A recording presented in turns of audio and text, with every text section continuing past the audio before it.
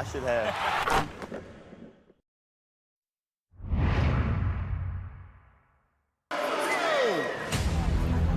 Good evening, everyone, and welcome to Barclays Center for the 2026 NBA Draft. Let's meet this year's draft class. The SEC Player of the Year and Freshman of the Year from Arkansas, Darius Jacob Jr. He is an all-SEC freshman team selection from Tennessee, Nate Amens. An all-Big 12 first-team selection out of Texas Tech, Christian Anderson Jr. The National College Player of the Year and ACC Rookie of the Year from Duke, Cameron Boozer. He's a smooth shooting guard out of Louisville, Michael Brown Jr. An all Big 12 first team selection out of Arizona, Braden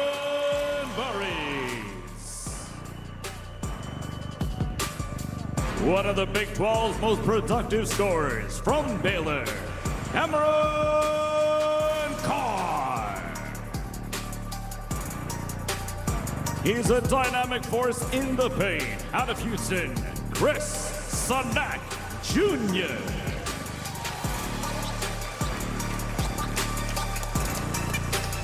This star-studded draft class continues with he's the nation's leading college scorer and an All-America first-team selection from BYU, Anise DeBonsa Jr. This lightning-quick guard from Duke is one of the ACC's premier scorers, Isaiah Evans. This Houston guard is recognized for his defensive intensity and instincts. Kingston Fleming. The WCC freshman and sixth man of the year from Santa Clara, Alan Graves. This relentless rebounder was a vital piece of Michigan's national championship run. Morris Johnson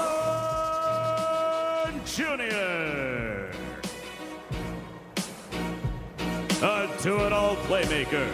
He is the Big Ten Player of the Year from Michigan, Yaxel Boy. A versatile defender from the New Zealand Breakers, Kareem Lopez. From Michigan, he is the Big Ten Defensive Player of the Year, Adai Mara.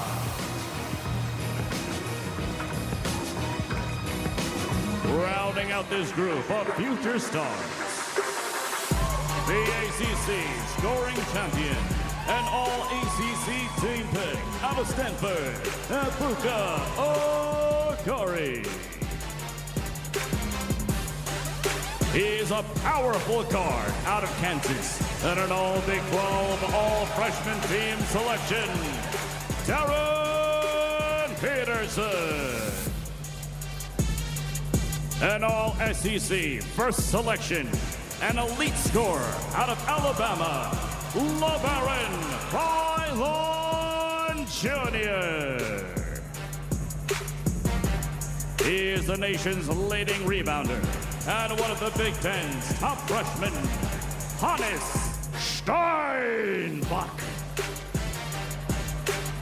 This high IQ floor general is a polished shooter with deep range from Iowa. Bennett starts.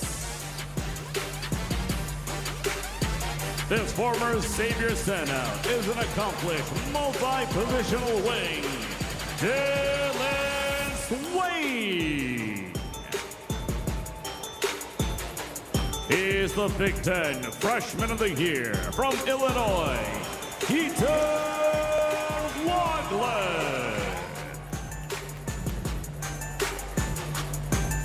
A dominant rebounder and defender from North Carolina, Caleb Wilson.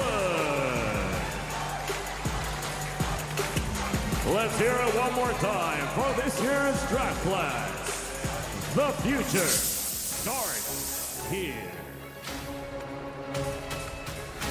I really love all the smiles, the joy, the childish almost excitement that we get to see from these young men, because this is something that they have dreamt about their entire lives, and now we are on the precipice and we get to play a very small part in it. I do want to mention, for any fans at home who maybe were confused when AJ Debonsa was introduced as Anise Debonsa, it was important to him that he represents his father, he's a junior, and his name in full tonight. So when you hear his name called, whether that is number 1, number 2, wherever he goes in this draft tonight, NBA Commissioner Adam Silver will be saying his full name, Anise Debonsa, as AJ has his moment here.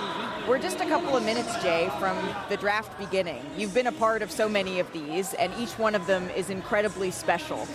On the scale of bold to lukewarm predictions, you can make any of them, but what are you looking toward tonight? You know, this draft has been interesting for so many reasons, but it seems like for months now it's almost been slotted. And I think we're going to get surprised by a number of the picks tonight, which I'm kind of looking forward to. And to Bobby's point earlier about the guards, when we get to 5, like who's going to break up that party? Is it going to be a Daimara of Michigan? Or another guy that I think could do that is Morris Johnson Jr. of Michigan. A guy that could go higher than we expect is Cameron Carr of Baylor, and then Nate Ament of Tennessee. You know, those guys could go in a range, but we could see them higher than they've been slotted. That'll be interesting to watch.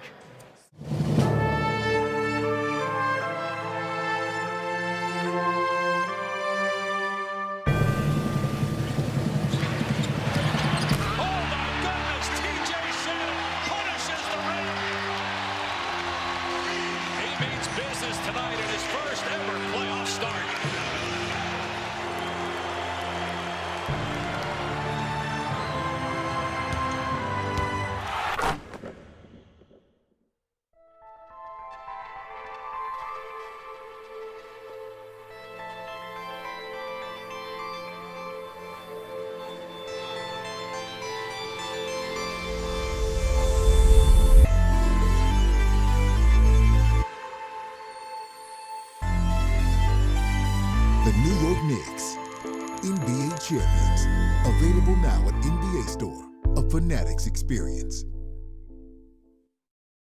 Do the pickup. Out!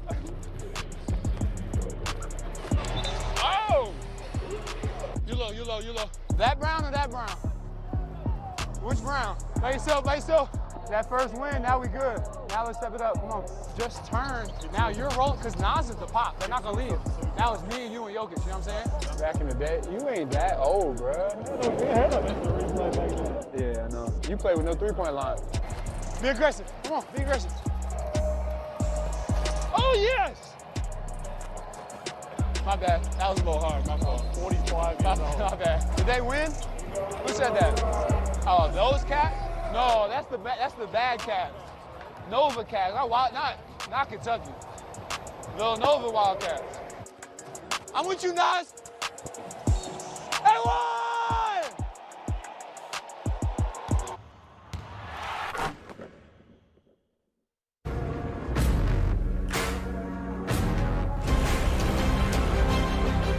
The wait is over. A new generation arrives. From every corner of the globe to the brightest stage in basketball, legendary careers begin tonight. Welcome to the 2026 NBA Draft. The future starts here.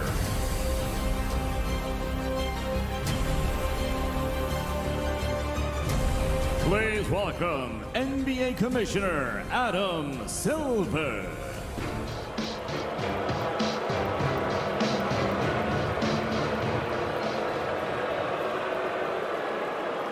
Good evening, and welcome to the 2026 NBA Draft.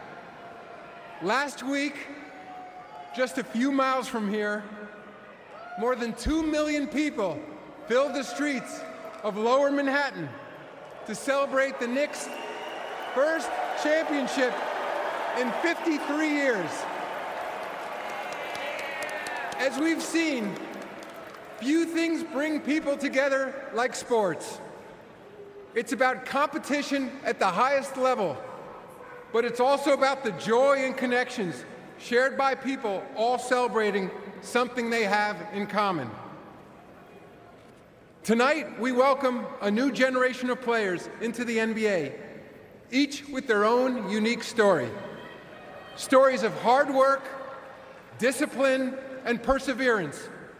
Stories like the one of NBA Finals MVP Jalen Brunson, a second-round pick in the 2018 NBA Draft. Every pick matters in the chase to become the next NBA champion, and that pursuit begins tonight. Let's get started. The first pick in the 2026 NBA Draft belongs to the Washington Wizards, who have 5 minutes to make their selection.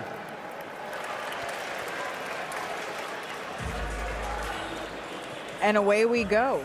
The Washington Wizards are on the clock with the #1 pick in the 2026 NBA Draft. So let's just take a quick look at the Wizards' franchise history here. Washington met Seattle in the 1978 NBA Finals, and they were led by Finals MVP Wes Unseld and Elvin Hayes. So Washington brought home their only championship. And then the Wizards, they had a top pick for the first time. They drafted Kwame Brown. This was during the Michael Jordan era. And their next first overall pick was 2010, John Wall. He was a 5-time All-Star, but the Wizards, they couldn't quite get over the hump, and now they are back at the top of the draft, looking to add to their core of players. It includes Trae Young, who just agreed, as Shams reported, to that extension, Anthony Davis, Alex Sarr. We're taking a look here inside the Wizards draft headquarters as they're deliberating making this decision, or maybe just putting the finalizing touches on a decision that they have kept pretty close to the vest here, Jay, and there has been a conversation over the last few weeks as to who they will select. And there should be. I mean, there's a lot of talent at the top of this draft. But I think the most natural fit for the roster they have is A.J. Debonsa. If you're looking for a wing to fit in with that group, he fits perfectly there. You can make a great argument for Darren Peterson. You can make a great argument for Cameron Boozer. But I tend to think that Debonsa is the best fit if that's what they're looking for, in addition to the great talent, because they've got 3 excellent choices there. And A.J. Debonsa has certainly said that he doesn't plan on dropping, is the way that he put it, any farther than #1. And again, if it is A.J., you will hear his name announced as Anise Debonsa, his full name, Tim. But when you're looking at the needs of the Washington Wizards, at the top of the list feels like a healthy training camp with Anthony Davis and Trae Young and that partnership. No doubt it starts there. It starts with both guys being motivated to be there, staying healthy. You're talking about one of the elite bigs and one of the elite scoring and dual threat guards we have in this league in Trae Young. A lot of young guys around him right now. They've got a lot of lottery picks on this team, but they don't have anything that's quite like A.J. Debonsa and what he can bring. He's got a mature game. He's got a physical ability to break defenses down, play through contact. He fits in perfectly with what they need because they've got bigs, they've got a point guard that's going to be ball dominant, they've got some shooting and scoring coming off their bench. They don't have a big wing that can play both ends of the floor, immediately plug and play. That's why I think it's the right pick. Well, I'm already envisioning the front court. I mean, can you imagine an A.J. Debonsa, Alex Sarr, and Anthony Davis front court here, and certainly what you can do defensively? I think we're looking at team needs that are flashing up before each team. I think the biggest one for him, he's not a position. They need to learn how to win.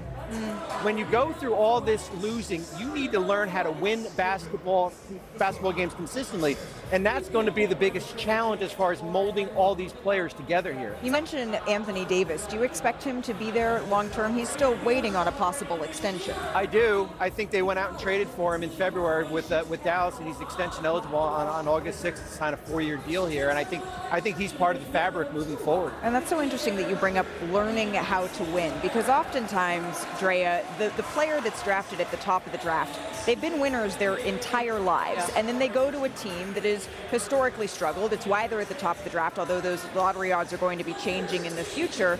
Could AJ or Cam Boozer or a Darren Peterson be part of changing that fabric? Yeah, 100%. I mean, and that's why the debate is between the three of them. They're all so talented, they're winners, they're competitive, but they're all different. They present something different when thinking about going to this Washington Wizards team. I know you talked about AJ Debonce's fit, Tim, but when you think about Darren Peterson, possibly at times taking some of the playmaking pressure off of Trae Young, that could also be an appeal when you think about Darren Peterson with this team. I totally agree. Look, you're talking about two guys that are going to impact you immediately. One thing I can tell you, having played there, this is an area that's going to get behind a team. Like, they're dying for their basketball team to be good down there. It's a hotbed for high school hoops, Jay, as you know. One of the most heavily recruited areas in the country. There's a major D1 presence there.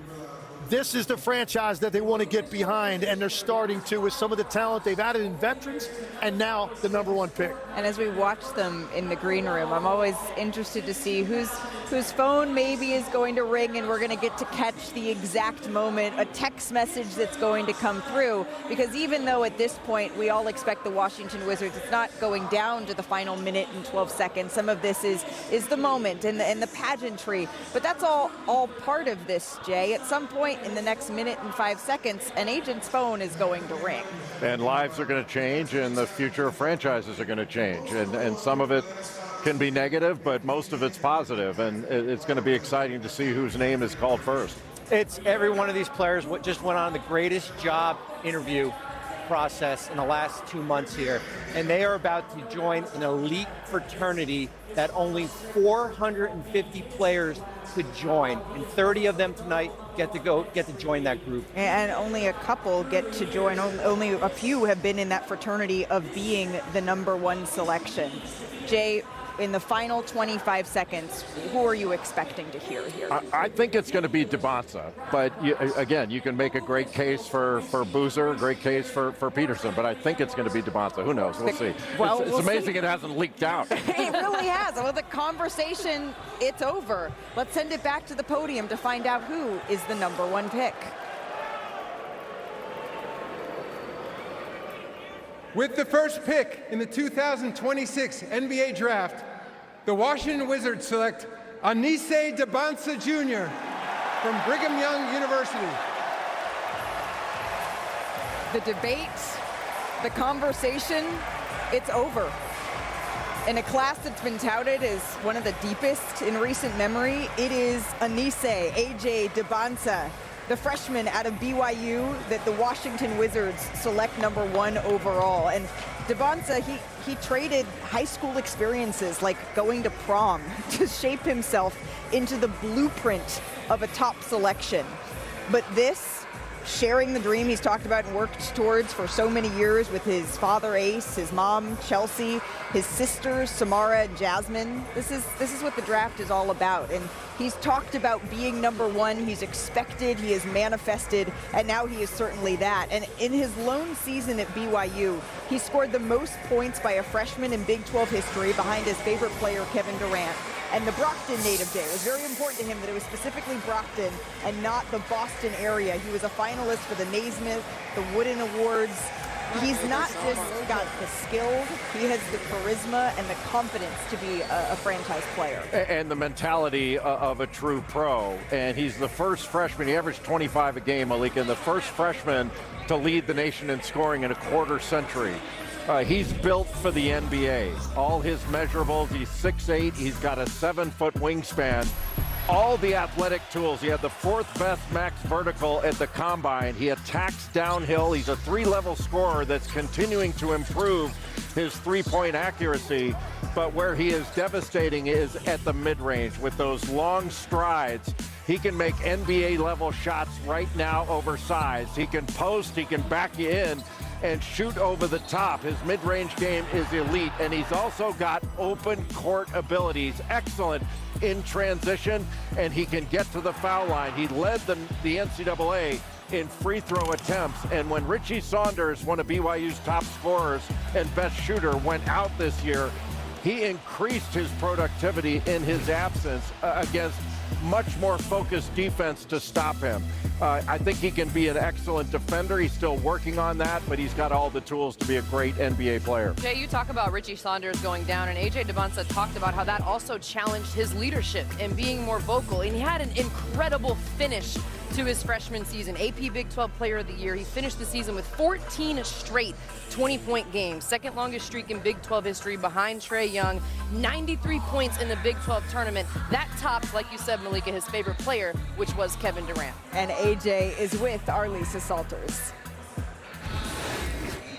AJ, you wanted to be the #1 pick. Yeah. You are now the #1 pick. Just what does it feel like when your childhood dream comes true? It just means a lot. Obviously, it's just a stepping stone. Obviously, I have a lot more work to do, but a testament to all my hard work and all the discipline and sacrifices that I made. You go by AJ, Yeah. but you wanted to be announced tonight as the #1 pick. Yeah. By the name, your formal name that you share with your father, Anise. Yeah. Why did you want to do that? I mean, everything I do is for him. And this name he gave me is really his name because he's senior. So I also want to honor him this day, too. Now, introduce us to who you have up here with This you. is my older sister, Samara, and my younger sister, Jasmine. What does it mean to you guys to see your brother realizing his dream like this? It's so crazy because it's like when we were younger, you used to see him in the backyard, you know, playing basketball. And now he's the #1 pick for the NBA. Like, he's come so far. He's your knucklehead little brother, right? Yes. And now he's the #1 pick in the draft. How do you reconcile that? It's just crazy because it's like he's worked really hard for this moment, and I'm so proud of him. You know, he knows that. He knows I'm proud. Congratulations to all of you so guys. much.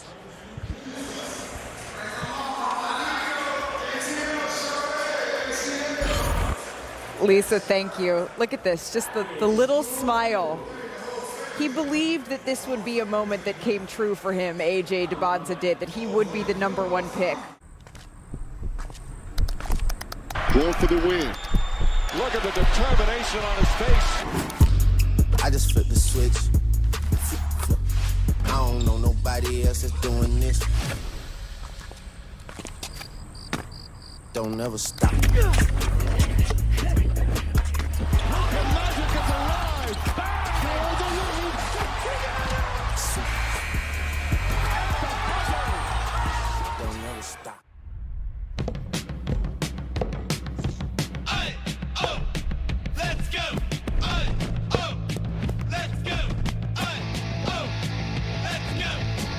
Greatness doesn't happen overnight.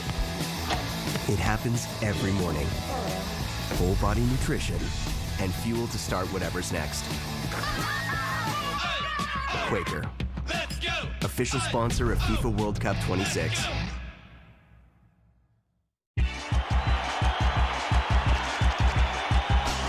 I think it's going to be more of a 5-man game, and we really have to play a complete basketball game. I don't think one man can beat the Boston Celtics. And we're underway here. The Celtics in white, the Bulls in red, and Boston control.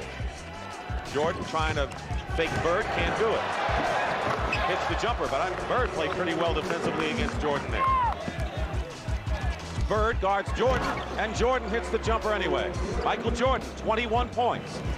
10 points in this period for Ainge. And what a great shot, and a basket and a foul. Chicago is led virtually all the way. Jordan backs it in, and Jordan with 40 points. Jordan, short jumper, and it drops, and 50 points for Michael Jordan. Jordan ties the game. Oh, boy. 63 points, and you're looking at an all-time record.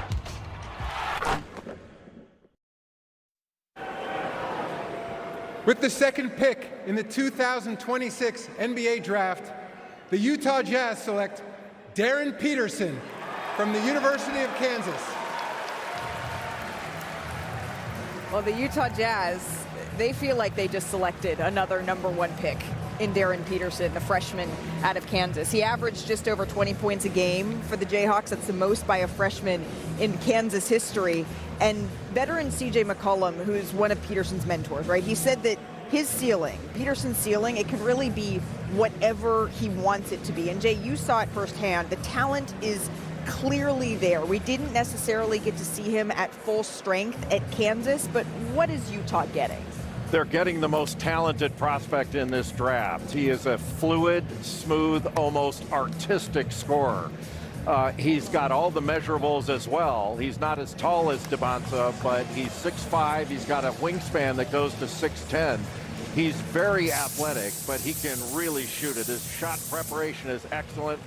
He moves without the ball very well, and he is very creative in getting his own shot. So he can shoot it off DHOs. He can shoot it off the catch, off the dribble. He moves off screens. You know, his catch and shoot numbers were excellent. And when he was healthy, honestly, there was nobody better. We talked about that game he played against BYU and A.J. Debonsa in the first half. He was magnificent with 18 points on 6 of 8 shooting.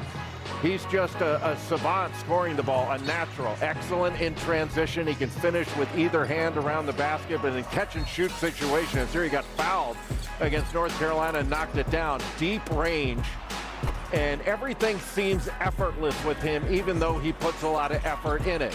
His shooting on the move, excellent. And one of the things that I think is underrated about Darren Peterson is I think he can be an excellent defender. You know, he gets steals. He blocks shots. He's impactful on the defensive end, and I think that's only going to get better. He's a quiet personality, but he isn't quiet on the court. He's loud when he plays. One of the things I love about him is he changes speeds. He doesn't play at one speed all the time.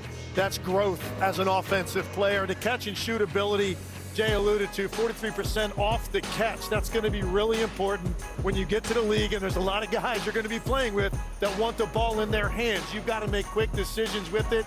He can do that off the catch. The thing I'm excited about for Utah, Will Hardy's one of the good young minds in this game. Absolutely. He has not had a mandate to win there. They're starting to now get to that point. They want to go out and compete every night. I think Darren Peterson's going to help them do that. And Darren Peterson is with Arlisa Salters. Wow, when you guys see all the emotion there, that was your grandfather actually that gave you that big hug. Just what was he saying to you? He was just happy. He didn't even say much. He was just happy for me. Yeah, he was just super happy for me. When you look back at all of those workouts that your dad put you through, did you guys ever think that it would lead to this, the #2 pick in the NBA draft? Yeah. Honestly, I didn't, but my pops always knew. And once I got older, I started to believe it as well. But all of it paid off. And Mr. Darryl, what does it mean to you that throughout his career, he's chosen to wear the number 22 in honor of you? It means a lot. You know, that was my number. It shows how much he believes and respects me as a dad, and he just embraced it. Miss Sasha, just how proud of you are your son right now? It's just a blessing. I'm just happy to be here and be a part of his journey. Congratulations to all of you guys. Enjoy the ride. Appreciate it so much. Appreciate it.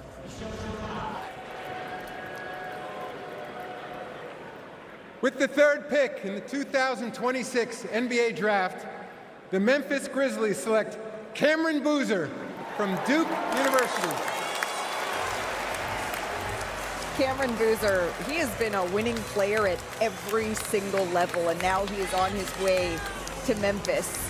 Boozer, the consensus National Player of the Year, AP All-America first-team selection. He is the son of two-time NBA All-Star and NCAA champion. You see him there, Carlos Boozer. But it was his mom, Cameron told me, who drove him to every single practice, every tournament, helped him find all of his trainers. He, of course, played with his twin brother, Caden, at Duke as well. And this quote, I think, just gives such great insight, as you see a very proud Pops right there, into the winning mentality of Cameron Boozer. He said, whether I go 1 or I go 15, it's about fit. I just want to have a long career. Where it starts doesn't determine where I'm going to finish. And Jay, you've said that looking at Cam's numbers, he really did have a case here to be the #1 pick. No question. And again, I think he's the best pure basketball player in the draft. He's skilled, he's physical, he knows how to play. Plays angles really well. He shot just under 40% from 3 on the season, made 54 of them, so it's a high volume to take a look at. So he can space the floor, he's excellent in the post, and then he can face up. But he's an elite processor of the game, an excellent passer with a 25% assist rate. You can see here coming off a screen roll, a little pick and pop, and as he spins into the lane, he finds Caleb Foster with a difficult pass out of the lane to get the open shot, and that's something he did game in, game out. He had 22 double-doubles on the season, and he had 14 games where he led Duke, an outstanding team with a bunch of really good players, in scoring, rebounding, and assists in the same game. In fact, his worst game was 14 points, 5 rebounds, and 5 assists against a team that Duke blew out, and he didn't play the whole game. I am so happy for you guys. Like, I have known you guys since you were little, so I just feel so much happiness for you guys right now. But for you, Cameron, just, you've known this moment was coming, right? But what's it like when you finally hear the commissioner say your name? I don't even know how to describe it, honestly, man. It's crazy. Instant happiness, instant joy. Basically my whole life in a couple of seconds, so it was amazing for sure. And Cece's over there trying not to cry. I'm going to get to you, Miss Cece. But first for you, Cam, you and your brother Caden, you guys came into the world with a purpose, and that was to save your older brother Carmani, who was battling sickle cell disease. You guys did that. And I know that this moment is your moment, but in your mind, how much of it belongs to your brothers as well? Yeah, I mean, it's my moment, but it's our moment. You know, as a family, you see us all sitting here. You know, I wouldn't be here without any of these guys right here, and girls, of course, my mom. But, you know, it's just a great feeling to be here with them. They've been there with me every step of the way, so it's amazing for sure. And Carmani, I know how tight all of you guys are. Just what's it mean to you to know that your brother, little guy, your little brother, probably a little taller though, but your little brother is the #3 pick in the draft? Being able to see everything he does, works hard, and then shows up, I couldn't be more proud of someone. And to be able to call my little brother is amazing. And Miss Cece, I go back that to little brother. I go back to, you know, almost 20 years ago. You guys were dealing with so much fear and uncertainty at that time, and now here you are 19 years later, all of your boys are thriving. Like, how would you describe this journey to get here? I think it's really just faith over fear. So, you know, we battled that adversity as a family, and now we get to celebrate as a family and be here to watch Cameron, and I just couldn't be more proud. And Carlos, I just keep thinking of the kids in their 3 Bulls jerseys at the Heat game cheering for the Heat. That was hilarious. But what have you told Cameron about what to expect as an NBA rookie? Yeah, first, just so proud of him, man. Like the dedication. You heard Carmani talk about it. His sacrifice. He shows up every single day. I'm just happy for him, man. Take each moment, enjoy each moment. Obviously, be where your feet are. This is something you've been waiting for your entire life, and go enjoy it, man. Go enjoy it. Congratulations to all of you guys. I know this is a family affair. Congratulations. Thank you. Thank you. Appreciate it. I am a leader because I set a strong example. I'm a leader by being responsible. I stand up for myself and others. I am confident. I am caring. We want girls to lead their own way. The WNBA and NBA are proud to support Lean In Girls, a free leadership program that any school can use to help girls build confidence and resilience, embrace their strengths, and take the lead. This is what leadership looks like.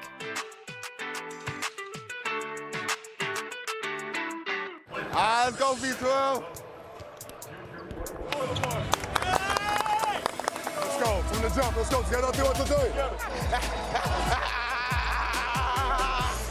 Hey, big dog, you already know it. Start with me and you. Okay, come on. Pirtle and Allen will jump it up, and here we go, game 4. Kamara, step back 3 on the way. And others. I'm confident. I'm caring. We want girls to lead their own way. The WNBA and NBA are proud to support Lean In Girls, a free leadership program that any school can use to help girls build confidence and resilience, embrace their strengths, and take the lead. This is what leadership looks like.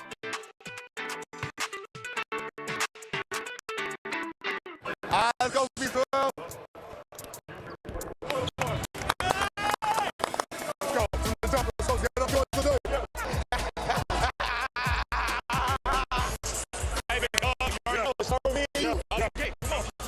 Colonel Allen will jump it up, and here we go, game 4. Come on, step 3 on the way.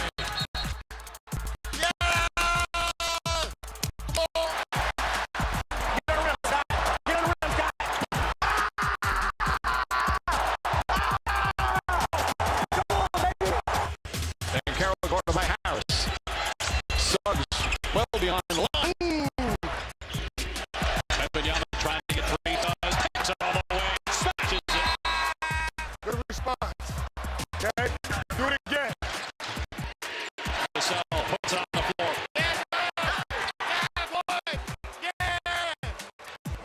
Take care of the ball. Play at our tempo. Cunningham, Robinson fakes, dribbles, fires.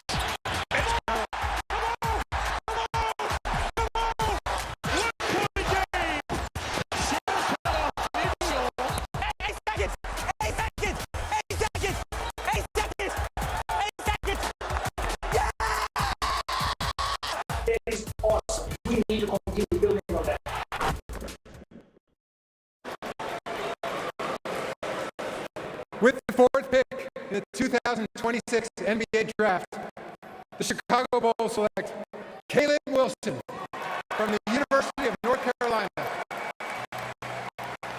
A big market fit for Caleb Wilson's big personality here. 6'9" forward out of UNC, headed to Chicago. I mean, you hear the music, right? That's a pipeline that has been successful before, and he shares this moment with his mom, Sabrina, his dad, Jerry, who coached him up until he was in 8th grade, and his 12-year-old sister, Jackson, who Caleb says he really wants to be a role model for, and he wants to continue to give her someone to look up to. But his season was cut short. He missed the final 9 games with some hand injuries. Now he uses that as motivation. But Bobby, you said that Wilson, he was one of the best pre-draft interviews you've ever done. He was, and not just because he likes Fleetwood Mac and Legos like me, but listen, when you get down and sit with him, you can talk about personally, you can talk about on the court, and certainly on the court, the ability to process information, the ability to read scouting reports, watch films, study opposing coaches here. I love everything about him. He is joining a front court of Mazes Mazelis. They're going to get out and get a trade Nick Claxton here. That is the making of a front court with a new general manager in Bryson Graham. Caleb Wilson is an elite competitor that has all the physical traits to stand out as a two-way player in the NBA. Long and fast first step, the overall combination of size, speed, quickness, bounce, athleticism, you name it. He also plays with physicality. That'll help him make plays on both sides of the floor. My favorite thing, though, for him is his defense. On the ball, off the ball, in help side, he covers so much ground. And does it oftentimes out of position where he makes these instinctive plays and recoveries. Caleb, it was just about 10 years or so ago that you were an aspiring little hooper in Atlanta going to Hawks camp, and now here you are, the number 4 pick in the NBA draft. How did that kid get here?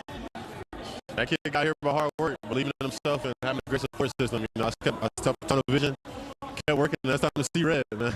You broke your hand in February, and then you broke your right thumb in March. Just how is all that doing now? It's doing great. It's doing great. I feel great. And, you know, I feel like that happened for a reason. You know, I'm grateful for the opportunity to, you know, play in the NBA, and I feel like if that would have never happened, I wouldn't be in the position I'm in now. And for you as parents, I know how proud you must be of your son, but not just for what he does on the basketball court. He didn't wait until he turned pro to start giving back. He's already done so much in his community in Atlanta. Just what does that say about your son? It says how genuine of a person he is. He's a true lover of the community. He loves to give back and look out and help for as many kids as possible.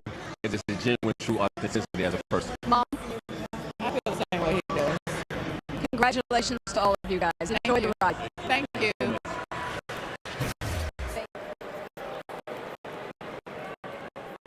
With the 5th pick in the 2026 NBA Draft, the LA Clippers select Keaton Wagler from the University of Illinois. Keaton Wagler's mom, his dad, his sister, his brother, they all played basketball. This is a hoops family here, and you can see them sharing this moment. But Wagler, he's had a tremendous rise from back in high school where he ranked outside the top 100 to now being a top 5 pick. And his career really took off at Illinois, maybe in no bigger way than he was when he was a part of that scoring party of freshmen that we saw on January 24th. He had 46. That was the most points by a freshman in Illinois history.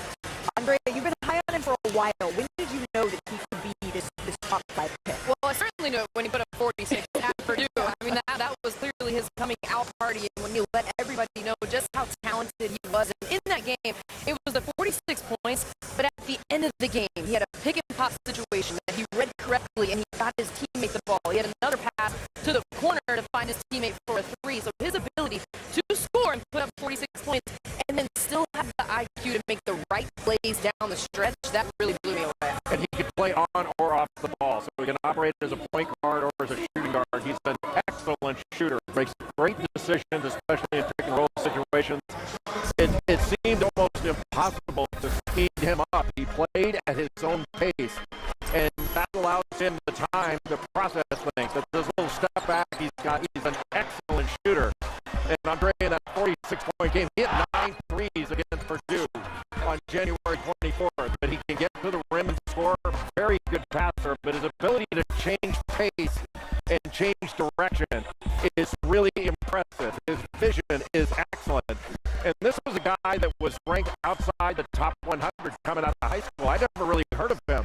And Tyler Underwood, Brad Underwood's son, is one that found him playing in Kansas. But this 46 piece he put on Purdue was masterful on a day where Kingston Fleming had 42 against Texas Tech, and A.J. DeBonza put up 43 on that same day. Keaton Wagler, took home the prize with that 46. It was a remarkable performance.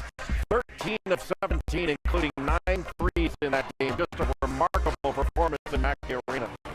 Keaton, how did you go from being unranked out of high school to the number 5 pick in the NBA draft? I think it's just all the hard work that I put in, and not worried about what anyone else said, just staying true to myself, and not worrying about the rankings or anything like that. Just continue to work hard and prove myself to show that I can play at this level. And you told me that because of all that, you have played for the last couple of years with the chip on your shoulder because of how people overlooked you. Will you be wearing that same chip in the NBA? I will. It's something that I can't change my mindset with. I got to continue to prove myself to show everyone that I belong here and can be one of the best players in this league. Mom and Dad, I want you to take a look at this photo of the little guy wearing the Superman. You see that guy? Cute, right? There he is. There he is. Just what are you most proud of, Mom, about that little guy? I'm just proud of him, just following his dreams and just being a great person. I'm very happy for him. And Dad, what did people overlook or maybe underestimate about that little guy and what he could become? Hey, he may have a baby face, he may look younger than most of these guys, but he's a killer on the court. We saw that from the day he was born. He's just a competitive kid. He's just wired that way, and I think just a lot of people overlook him because he's a little bit slight in build and a little bit younger looking in the face. Look forward to watching you Keaton in the NBA. Congratulations to all of you guys. Thank you.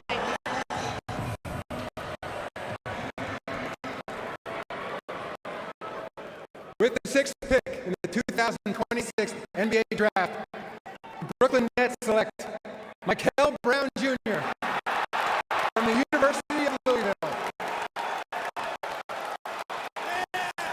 Brooklyn fans thrilled here in Barclays Center, and Michael Brown Jr., he was asked during the pre-draft process what he would tell his 10-year-old self, and he said that he would tell little Michael that we're close to the dream, and we're so proud of how far we've come, and this is that dream realized as he hears the commissioner call his name. He describes himself as obsessed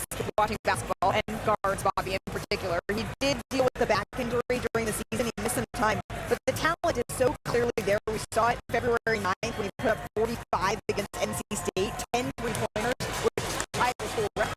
Well, and I think the big thing is you go back to last summer with Team USA. He was the best player there, and the coaches on that staff raved about him. The players on that team raved about him. In the last 5 games at Louisville, 21 points, 45 from the field, and 42% from 3. A big guard, can do a little bit of everything. His dad, listen, we're talking about a lot of families. His dad has played an instrumental role in his development. And teams were so impressed, Jay, during the pre-draft process with the workouts that they saw from him. Yeah, he can absolutely score. Uber talented. He's got late athleticism, great speed. He had the 3rd fastest agility time at the combine. And when he gets to the rim, because he's very good at screen and roll. And even though he only shot 35% from 3, made 55 threes on the year, he's a better shooter than the numbers indicate. But he does pass it well. There are times when you think he can make his teammates better even more than he does, but excellent in transition and a very creative finisher with either hand around the basket oversized. He did have that back issue. He played fewer games than Darren Peterson did. But one of the games when he came back was the game you referenced against NC State, where he came back at 45. There were rumors, he's going to shut it down and prepare for the draft and all that stuff. Then he comes back at 45, and he wasn't able to play toward the end of the season. But the talent, undeniable. He missed 14 total games, roughly a month in the middle of the season, then he came back, and then he missed all of March again. But clearly that is not deterring the Brooklyn Nets and the talent that they see, and he's with Arley's Celtics. Michael, you knew that you were going to be emotional when you heard your name. Can you describe to me what you're feeling right now? I can't even put it into words. I'm just full of excitement. You know, I'm home. I'm calling this home now, so I'm super excited. 3 months ago, you told me that your back felt so bad that you couldn't even get out of bed, and this dream, it was in doubt for you. So now that you're a first-round pick, what does it mean that you got through all of that adversity and you're here? It means the world. You got to face adversity at some point, and it hit right then and there. And I got a great supporting cast. Great parents, great coaching staff, great team, great teammates. They helped me out through that process, and I feel better than ever now. So it's just surreal for me. And for you, Mom and Dad, Michael said that because of the sacrifices that you guys made, that he didn't even know you were making at the time, that he wouldn't even be here without the both of you. And he said, especially for you, Dad, that he wanted to share this moment with you. What does that mean to you? It means the world. I think when you're a father, what you start to realize is the moment that your kid or you have your kids that are born, you realize it's no longer about you, and it's everybody that's in the house. It's about them first. Then it comes back to you, and I think that's what makes men men. The ability to make sacrifice and put others before them for the greater good. So to see this moment, something that I dreamed of even when I played, and I think the Most High just knew, like, hey, I'm gonna give it to someone that I know you care about more than yourself, and to give it to him and can be a better person for it to happen to. So it's exciting and it's surreal. Well, Michael, we are looking forward to watching you do your thing in this building. Like you said, welcome home. Welcome home, absolutely. Home. Going for the win. Look at the determination on his face. I just flip the switch. I don't know nobody else doing this. Don't ever stop.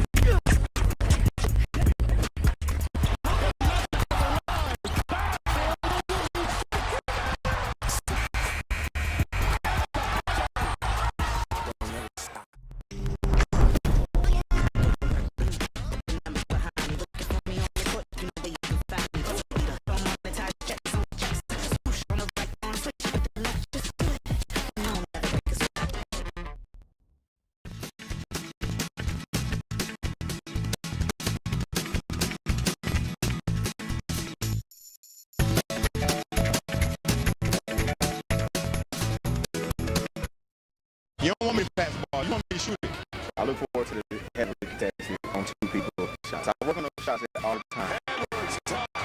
Clutch again for Anthony Edwards. That is big time from a big time player. They knew I was going to hit 40. Edwards takes flight. Pull up, Jay, got it. Oh, blooded it. 51. He's 83. What a hit is by Ed. And the body control. And a little dance. The crossover. Edwards to the top.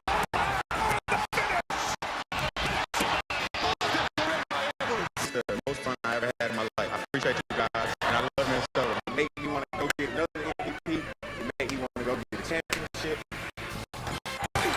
Edwards takes flight.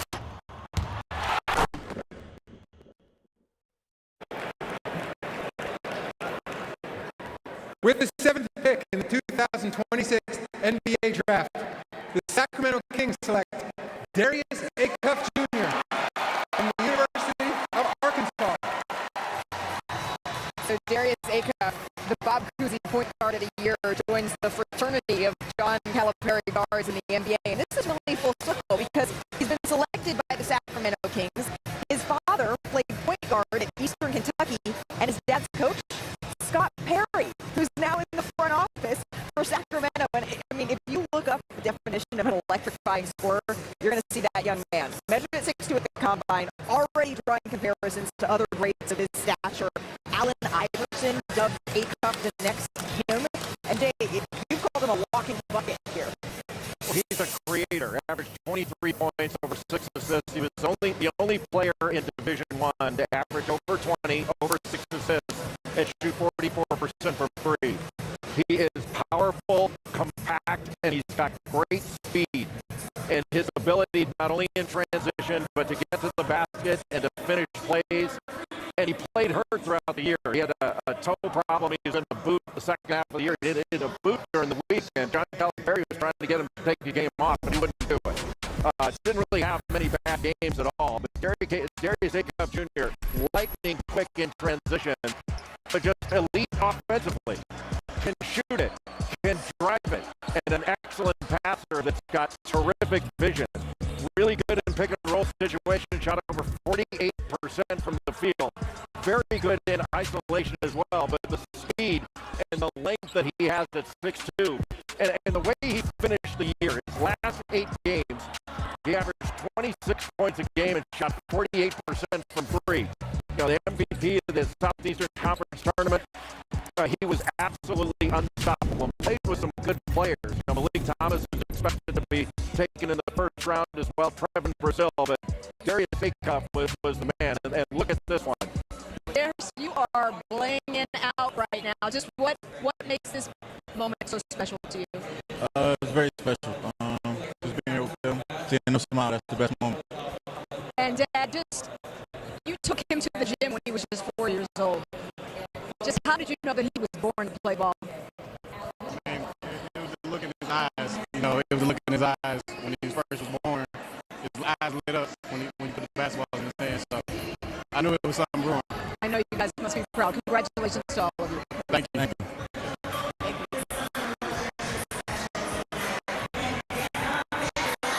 Lisa, thank you, and congratulations to the Acuff family.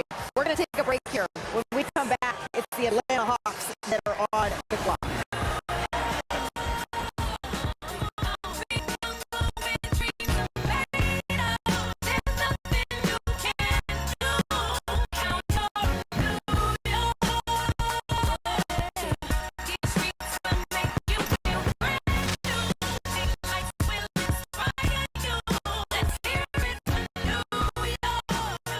Welcome back to Brooklyn, where the Atlanta Hawks have made their selection here. If a freshman goes, it would tie the record for the consecutive number of freshmen taken at any point in the draft. Here's the commissioner. With the 8th pick in the 2026 NBA Draft, the Atlanta Hawks select Kingston Flemings from the University of Houston. Kingston Flemings, the first Houston freshman to earn All-America honors Mariners. He is headed to the Hawks. Remember, this deal was as part of the Derek Queen trade last year, but at the NBA level, defense is going to be his calling card. But shooting, it was a huge area of growth for him from high school to college. And Andrea, his breakout day was once again that same day that we saw several freshmen have these huge scoring performances. January 24th, something was in the water. Yeah, something was going on there, and it definitely was for Kingston Flemings. It's fitting that his favorite player is Derrick Rose, because Kingston Flemings is a dynamic point guard with a high motor. He shifts defenders with his handle. He has a quick first step, and he has bounce. He can finish on his mid-range jump shots. He has soft touch, and he can also take it all the way to the rim. He's a great facilitator. He brings so much, and he talks with a sense of urgency. He plays with it as well. They need additional guard talent in Atlanta, and they just got it because they don't have a lot of playmaking outside C.J. McCollum. He's going to provide some of that. He's a willing passer, but if you put a defensive lineup out there with Dyson Daniels, Nikhil Alexander-Walker, and Kingston Flemings, that's top tier in the NBA for ball pressure. He's going to a really good situation, a team that wants to win now. And he's such a good mid-range scorer. He gets to his spots, and Andre, you're right, like his speed and his quickness, really impressive. And when he gets into the mid-range and rises up, he's a deceptive athlete. I think he's an excellent athlete. He gets to the rim and finishes and does it with speed. He's improved his perimeter shooting. He shot just under 40% from three. He only took 105 or so and made 41. And that's like, he's got an unorthodox shot. Like the hand position on the ball, I know he's working on it, but the shot goes in. Like, why do you mess with it? It goes in. Kingston, tell me, as you're walking up to the stage to shake the commissioner's hand, just what thoughts go through your mind about the journey that got you here? Yeah, like you said, the journey. I mean, put in work, early mornings, late nights, my dad and my mom always working, so it feels great, but I'm just ready to work for Atlanta. Now, Mr. D, you had Kingston and his sister Bella, who's also a star hooper. You had them write out goals.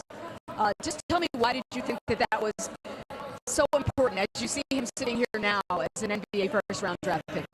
I mean, ultimately, it was never about what I wanted, and I think our job as parents is to just guide our kids on how to achieve their goals, instead of placing our thought process on them and what we want for them. So they write down their goals, and then our job is to just keep pushing them towards that. Mom, how proud of him are you right now? I'm so proud. I always thought little Kingston would be even more proud of what he's accomplished with the goals that he set for so many years ago, and now today has come to fruition. This was the ultimate dream. Congratulations to all of you. Thank you. Thank you.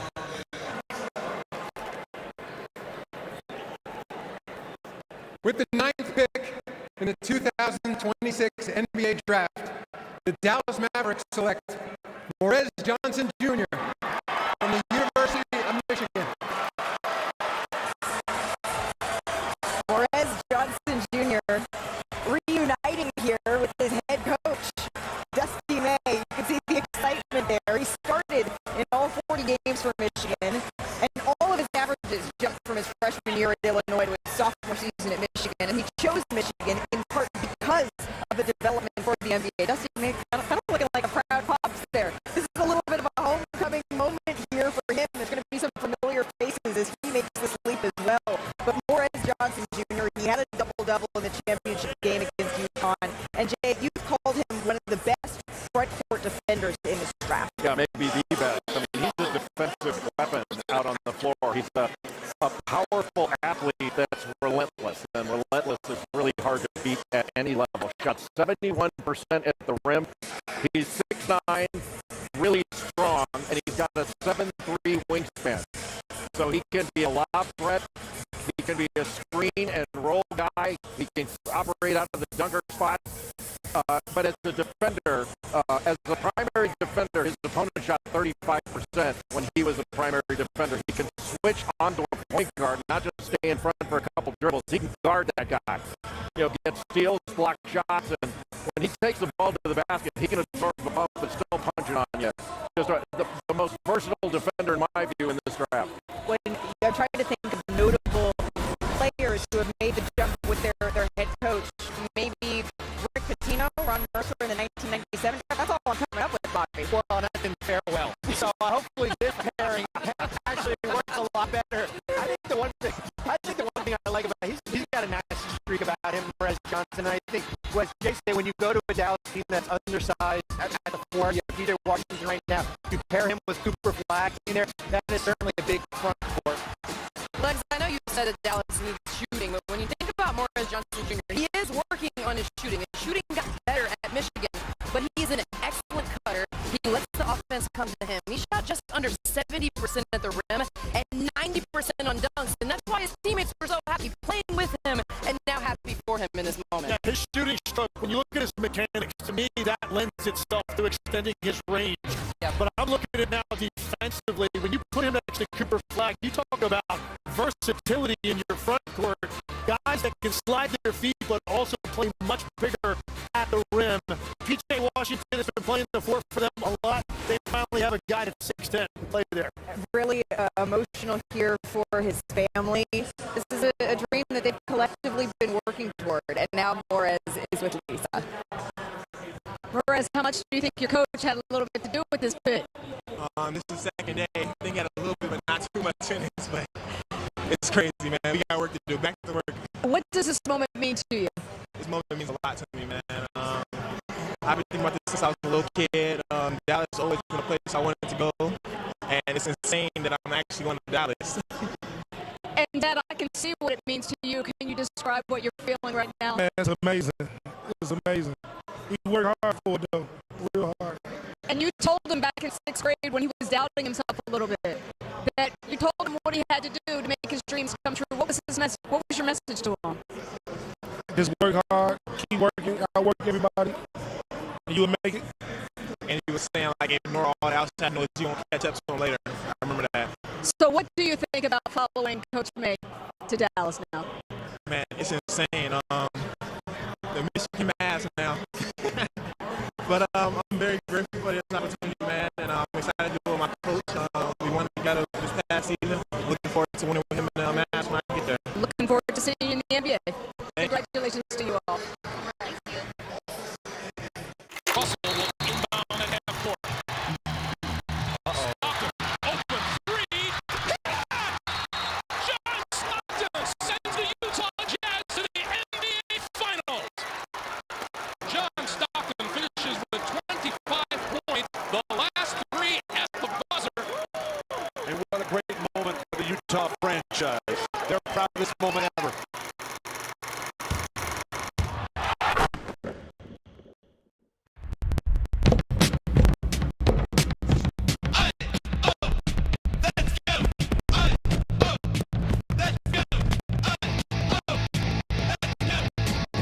Greatness doesn't happen overnight.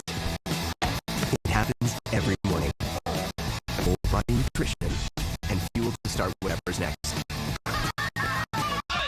Quaker, official sponsor of FIFA World Cup 26.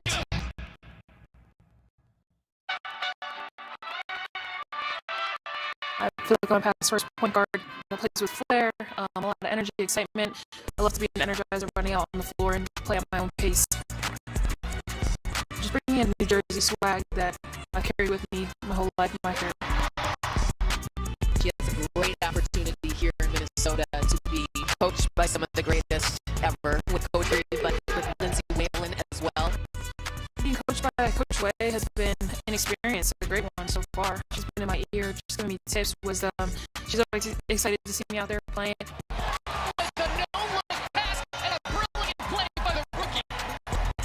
Little things like that keep me excited, keep me motivated. And obviously, someone who's won a lot, so I can learn from her for sure. I'm sure she will be fearsome for WNBA opponents this season, especially as she continues day by day to get more and more comfortable.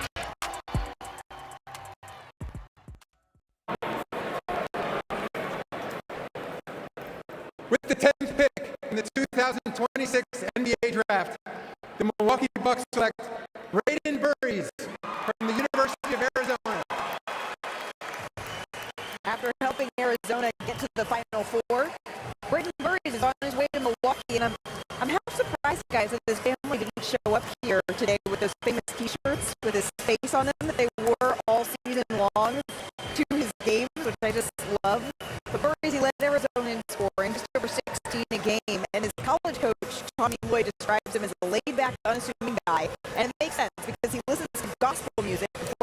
calm him down. And Bobby, you called him the silent assassin. Well, I do. I mean, I got to sit down with him talking. He was a man of few words here. But the one thing I did learn is that he loved watching those Chicago Bulls teams back in the day of Tom Thibodeau, and now he's a stone throw away in Milwaukee here. And here's a big guard, 6'4", 215, grab and go, offensive rebounder here. He's got some toughness with him. What does the Burry's hero backcourt start to look like?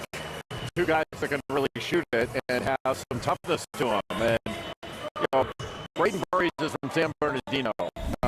Really good player in high school, very highly regarded.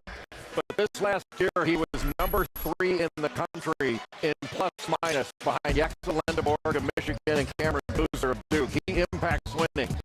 He's a smooth shooter, very skilled, fundamentally sound, and he's got really good speed. And he makes really impressive plays at both ends of the floor. I mean, the scoring stands out, his open court ability, but he makes defensive plays. He had a huge block at the end of the game against BYU on the road that wound up saving the game when BYU made an amazing comeback.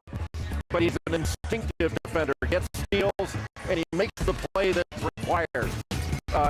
You know, DeAndre Ayton was the only freshman at Arizona that scored more points in his first year than Braden Burries did, and he did it on a Final Four team. He's a really good player, and he's got no memory. Like, once he does something, it's in his rearview mirror. He doesn't think about it. He's on to the next thing. Which is a perfect segue, Jay, because what stands out to me the most when I think about Braden Burries is his strength, not just physically, but mentally. And if you look at the start to his season, this, like you said, Jay, he put it behind him. In November, 10 points per game. He struggled against Florida. He struggled against UConn. He was in single digits. Did not matter. He turned the page, and he was dominant from December to April to help lead one of the best teams in the country. Mentally, physically, he is a very strong player. Braden Burries is with the Celtics. Braden, you said that this game is bigger than you and that you have to have multiple whys to play it. Just what were some of the whys for you wanting this moment? Some of my whys was just say, like, I want to take care of my family. You know, I want to inspire the younger generation that's next to come. And also, I want to be something that's bigger than myself. You know, and just try to be the best version of myself each and every day. And you told your dad that this moment is ours. You said that both of your parents helped get you here, but you said, especially for your dad, this moment is ours. Why do you say that? Because, you know, he grew up playing basketball, same with my mom. And I just want to make sure that they know that they can live through me, and I try to make them happy every single day. Mr. Bobby, what does it mean to you to hear him say that? I could be honest with you. That the moment belongs to both of you, that him being here belongs to both of you. Oh, man, it's an honor, man. He put a lot of hard work in, a lot of sacrifice. He could have went down the wrong way, not listening. He really respectful, great character, and we really appreciate him. Ms. Hannah, what kind of person are the Bucks getting in your side? Wow, somebody with a lot of integrity, who is a hard worker, who is dedicated, honest, has great character, and he's going to give his all out there. Well, we look forward to watching him in the NBA. Congratulations to you all. Thank you so much. With the 11th pick in the 2026 NBA Draft, the Golden State Warriors select Yaxel Lendeborg from the University of Michigan. You know Yaxel is a national champion and the Big Ten Player of the Year. But Yaxel and the woman standing beside him today are one of the remarkable stories of the draft, and you can see the emotion here. But Yaxel credits his mother, Giselle, with saving his life when he was struggling in high school, and he told me that when he walks across the stage, he wants people to know that there were so many times, he said, that it was hard for me to believe in myself, and he was close to giving up. And this woman, Giselle, it was his mom, who used to call him every single draft night and ask him, are you watching? Because someday this could be you, and someday this could be us. And Yaxel found out that his mom had appendix cancer last fall, and she's still in that fight, but he told me that this moment is for her. You can see that here. A tremendous story, Jay, and a tremendous player. He's an outstanding player. You know, he started his career in junior college at Arizona Western. He's a two-time JUCO All-American. Went to UAB. And last year at UAB, there were two players that led their teams in scoring, rebounding, assists, steals, and blocks. It was Cooper Flack at Duke and Jakob Lendeborg at UAB. Then he goes to Michigan, and he was second in the nation he led the nation in plus-minus, second in win shares. He's a winner and improved his three-point shooting. He made 67 threes this year. That's more than the prior 2 years combined. I can see you're both still feeling it. Just describe to me, so what's going through your heart right now? Every emotion possible. You know, I don't deserve to be here right now. Didn't have the traditional path. You know, this is like I'm truly unworthy. I can't believe it. You deserve to be here, but I saw you share we all saw you share a long, tearful hug with your mother when you heard your name announced. Just what was she saying to you? She was saying we did it. All the sacrifice that we made, we finally accomplished it. You did it. She's proud of me, and she's so excited. Just 6 years ago, you said you were kind of lost. You didn't see a future for yourself. Just how did that kid get here? That kid got here because of her. She pushed a dream, forced me to go out there and step into the world and become a man. You know, I had no choice but to go out there and do the best I could. So I got out every day to be a better man, be a better person, and just do the best I can for her. So everything I do. And now your mom is facing a challenge of her own, battling cancer. Just how special is it to be sharing this moment with her? It means everything to me. That's the least I can do for her. You know, she's done so much for me.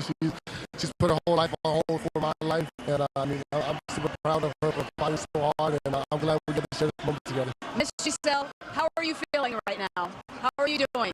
Right now, I feel so blessed. It's a dream come true for us, for Jackson, and I think he deserves it because he sacrificed a lot.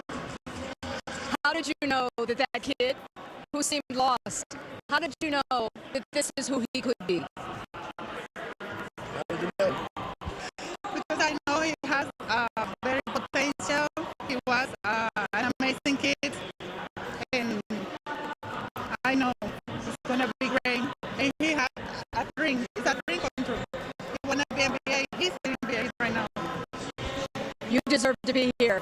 We wish you nothing but the best, Ms. Giselle. Thank you. Congratulations to you. Thank you. Because moms know. And because there is the kid right now who is watching the NBA draft, or maybe has it on in their background and their parents are watching and they're trying to figure it out, who they are, how they fit, what they want to do or who they want to be. And maybe they're a little lost. They don't know. And their parent is saying, well, this is the path. And it's always hard when you're a kid to listen to your parents. But Giselle and the Lendeborgs are a testament to believing in yourself, persevering, pushing through, and good things happen. And as Lisa said, we're certainly wishing Giselle all the best in her journey right now through battling cancer as well. With that, it is the Oklahoma City Thunder that are on the clock. The pick is in. Let's send it back to the commission.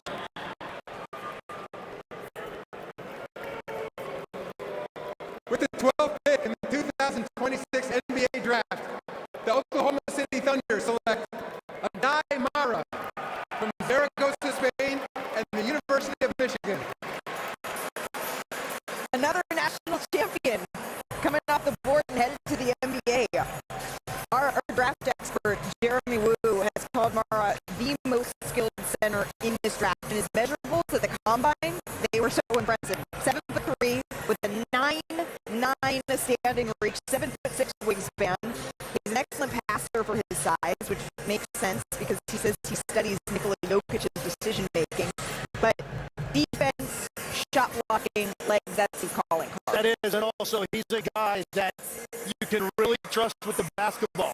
To go to the right place for dribble handoffs, excellent at reading cutters. Now that offense lends itself to it. For as many traps as SGA sees, there's a lot of short roll action, a lot of balls get kicked back to the screener, and then you trust to go make a play. He can do that, and then very agile, great rim protector. He's a guy that can do a lot of things defensively to help you on the back end. Oh, I'm just looking at the measurables, and somebody else who's in the conference, Jay, that Oklahoma City struggled with, not at full strength last year, but he's someone that they try to task with stopping a Victor Wembanyama. Well, that's the obstacle in their way to the finals out of the Western Conference. And with that wingspan he has of 7'6", 7'7", he impacts things around the rim. He blocked 103 shots this last year. I know that you're an avid chef. Just, what's the recipe to turning a tall, skinny kid from Spain into a first-round draft pick? I think the big one, I would say, if I had to choose, is the consistency. That was the biggest play, the biggest thing that I had to do. Being patient, to be from that little kid right there playing with the basket to just being selected. And you started playing pro ball in Spain when you were 16.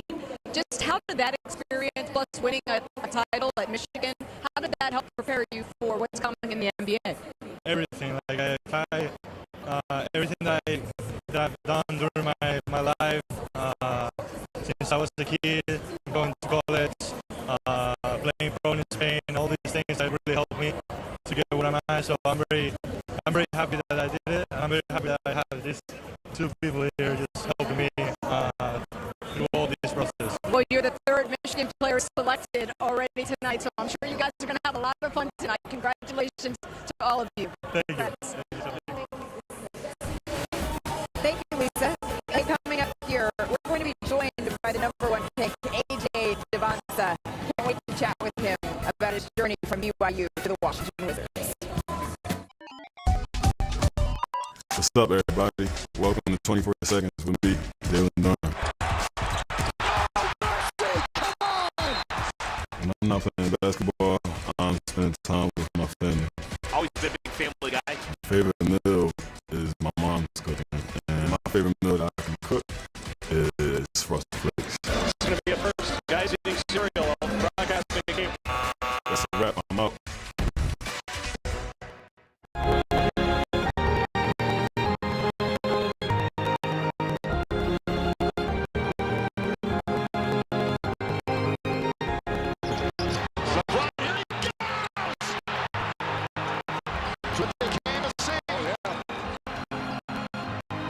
Speed. Who says this guy's slowing down? 40, almost 41 years of age. Come on, I couldn't do that when I was 20 years of age.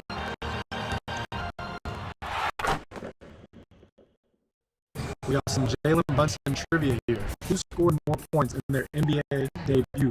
You, Mikal, or Josh? I don't think Mikal scored his debut because our debuts were against each other. I had 3 points in my debut, so I'm going to say, I don't know if Josh scored either. I'm saying me. What team did you have your first 40-point game against? Do I want to say the Bucks? It was the Bucks. Can you name 5 players you've assisted the most in your career? Is one Julius? Julius. Is Luka on there? Yeah, Luka's not catching shit. We got a junior. We got a double last name. No, double last name. Finney Smith? Yes, sir. That's a good hint. Double last name. Who's the junior? Tim Hardaway. I never called him Junior or Tim Hardaway Jr. The other two are easy. Current teammates. It's Josh. Current teammates. Don't overthink. Deuce? Who's it? Kel. Really? Okay, Kel. Okay. Yeah. This copyrighted broadcast of the National Basketball Association may not be retransmitted, reproduced, rebroadcast, or otherwise distributed or used in any form without the express consent of the NBA. In 1950, when the Boston Celtics selected Chuck Cooper with the 13th overall pick, he became the first black player to be drafted. And a month later, Nat Sweetwater Clifton was the first black player to sign an NBA contract with the New York Knicks. And on opening night, Earl Lloyd broke the color barrier as the first black player to appear in an NBA game. And joining us today to help celebrate these pioneers' achievements, the first overall pick in the 1960 draft, the Big O, the legendary Oscar Robertson, is in the building. Always great to have him here, a Hall of Fame inductee. So you're going to see that it is the Miami Heat that is on the board here, but really remember this pick is on the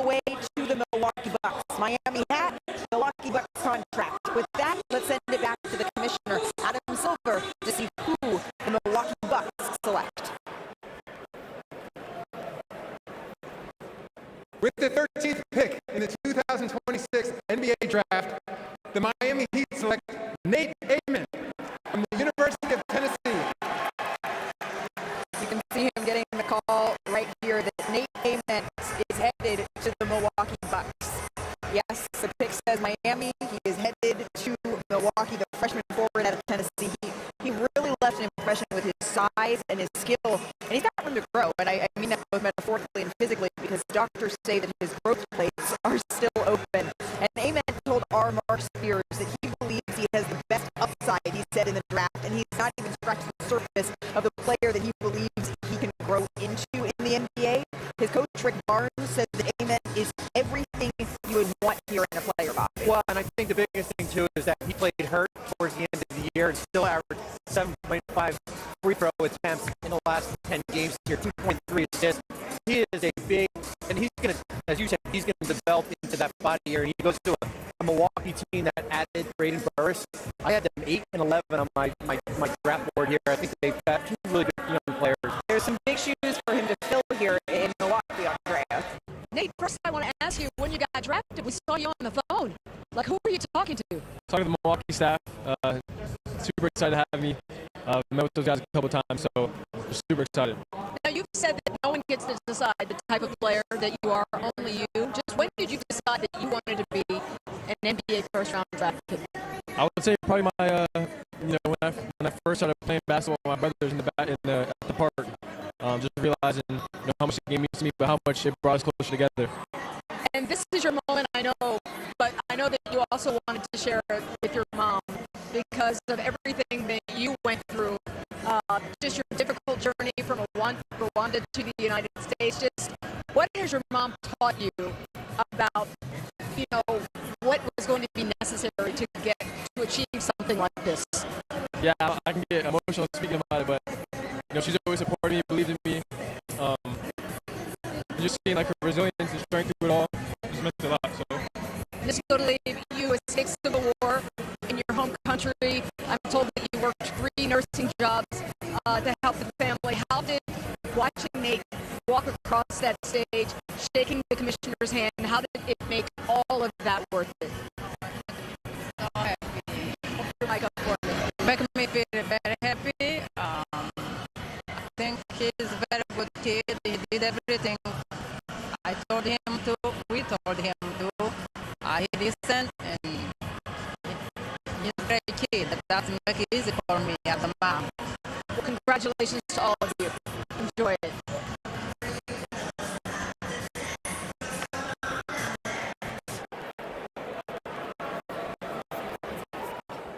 We have a trade to announce as part of a deal to be finalized later.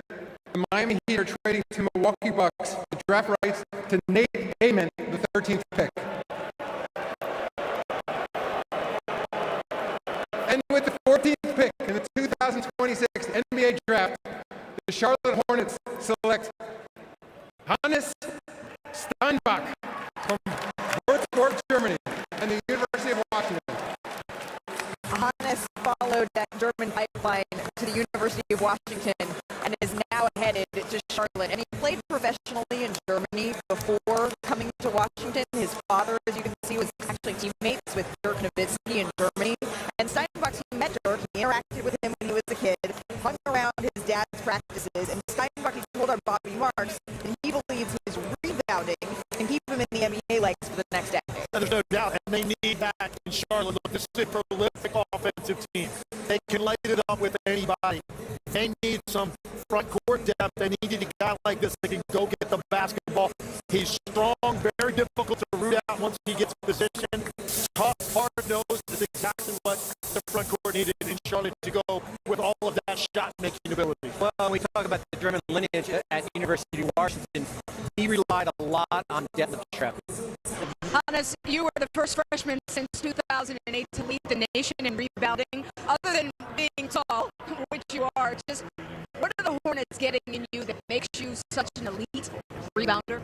I think just my energy to always go to the ball, always crash the fence ball, always want to finish the play on defense, and just my intuition and reading the glass. Now we have a message from a very special friend we want you to take a listen to.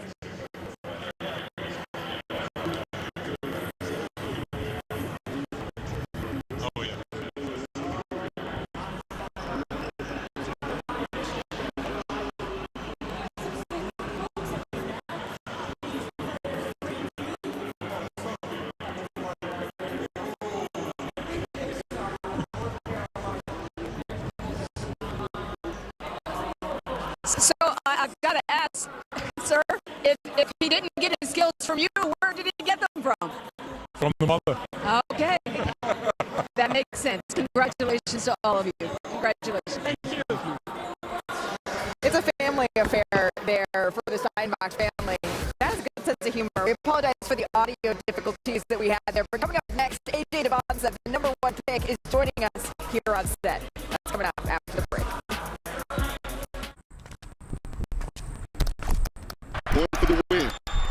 Look at the determination on his face. I just flip the switch. I don't know nobody else doing this. Don't ever stop.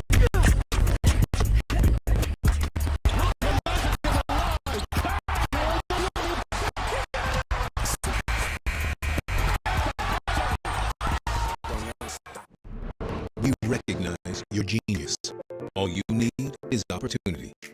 And the NBA Foundation is here to help America's under-resourced youth create, build, and grow careers. We're investing in your future because we're dedicated to helping young people win in whatever arena you choose.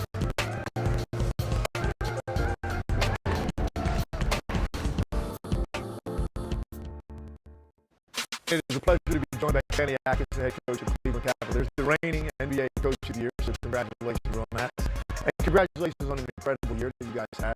I guess I want to start with what you learned throughout the process, particularly how the season ended. I think we all know how hard it is to get it across the finish line and win it with the year you had. What did you learn about your team throughout the season, and then certainly, how it played out at the end that's going to help you going forward next year? We have a lot of talent. We play together. We got great leadership.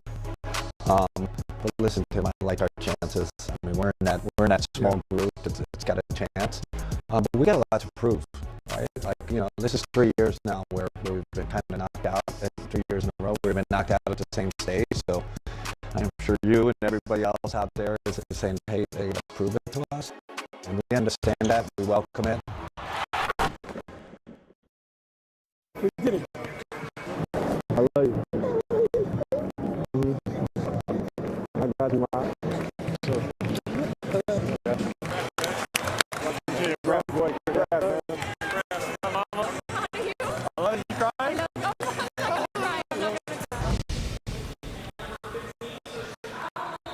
Those are the sights, the sounds of draft night so far, but right now it's the Chicago Bulls that are back on the clock here at pick number 15, and they made their selection. Here's NBA Commissioner Adam Silver. With the 15th pick in the 2026 NBA Draft, the Chicago Bulls select Dalen Swain from the University of Texas. Dalen Swain played his first 2 years at Xavier before following his head coach, Sean Miller, to Texas, where he became the SEC Newcomer of the Year. He led Texas in scoring, in rebounds, assists, steals, and his first memories of the NBA are watching Russ, KD, James Harden, and our guy Big Perk in Oklahoma City. And I do love this. He says that he uses his NIL money. You can see this is just so emotional for him. He used his NIL money to pay off his mom's college debt, which is just so incredibly special and a testament to who this young man is, Jay.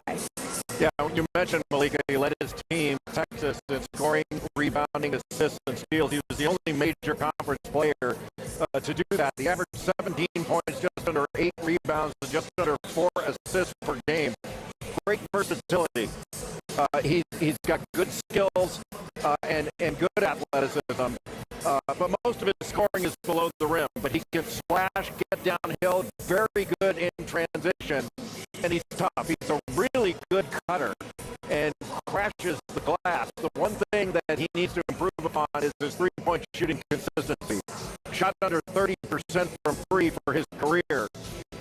And I think he can improve his lateral quickness, but he's a tough-minded wing.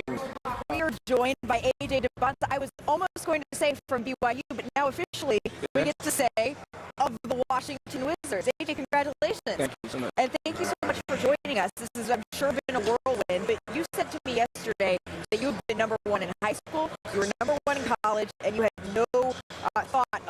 developing is how you put it now. So how did this feel? And then also, when did you know? When did you get the call? I mean, I found out when y'all found out. I didn't get a call. My dad had my phone the whole time.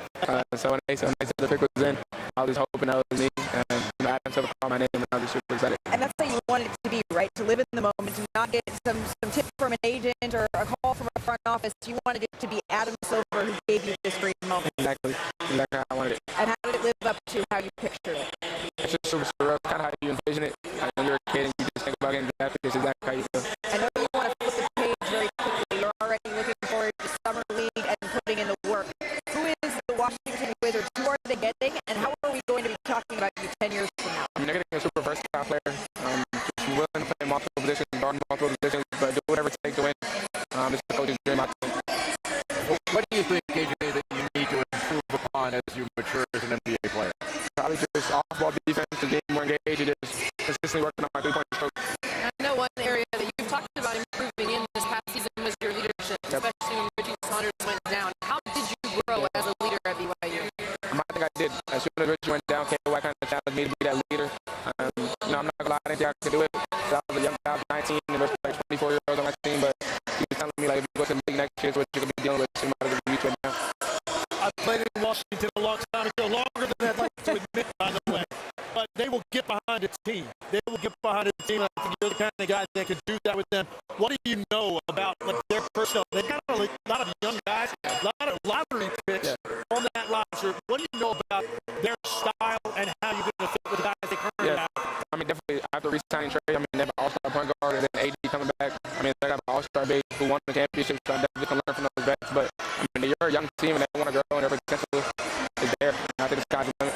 I know that your Pops has had your phone, but have you heard yet from AD, from Trey? Have the text started rolling in yet? I heard from Alex Starr and Keyshawn Jordan. Okay, what was their message?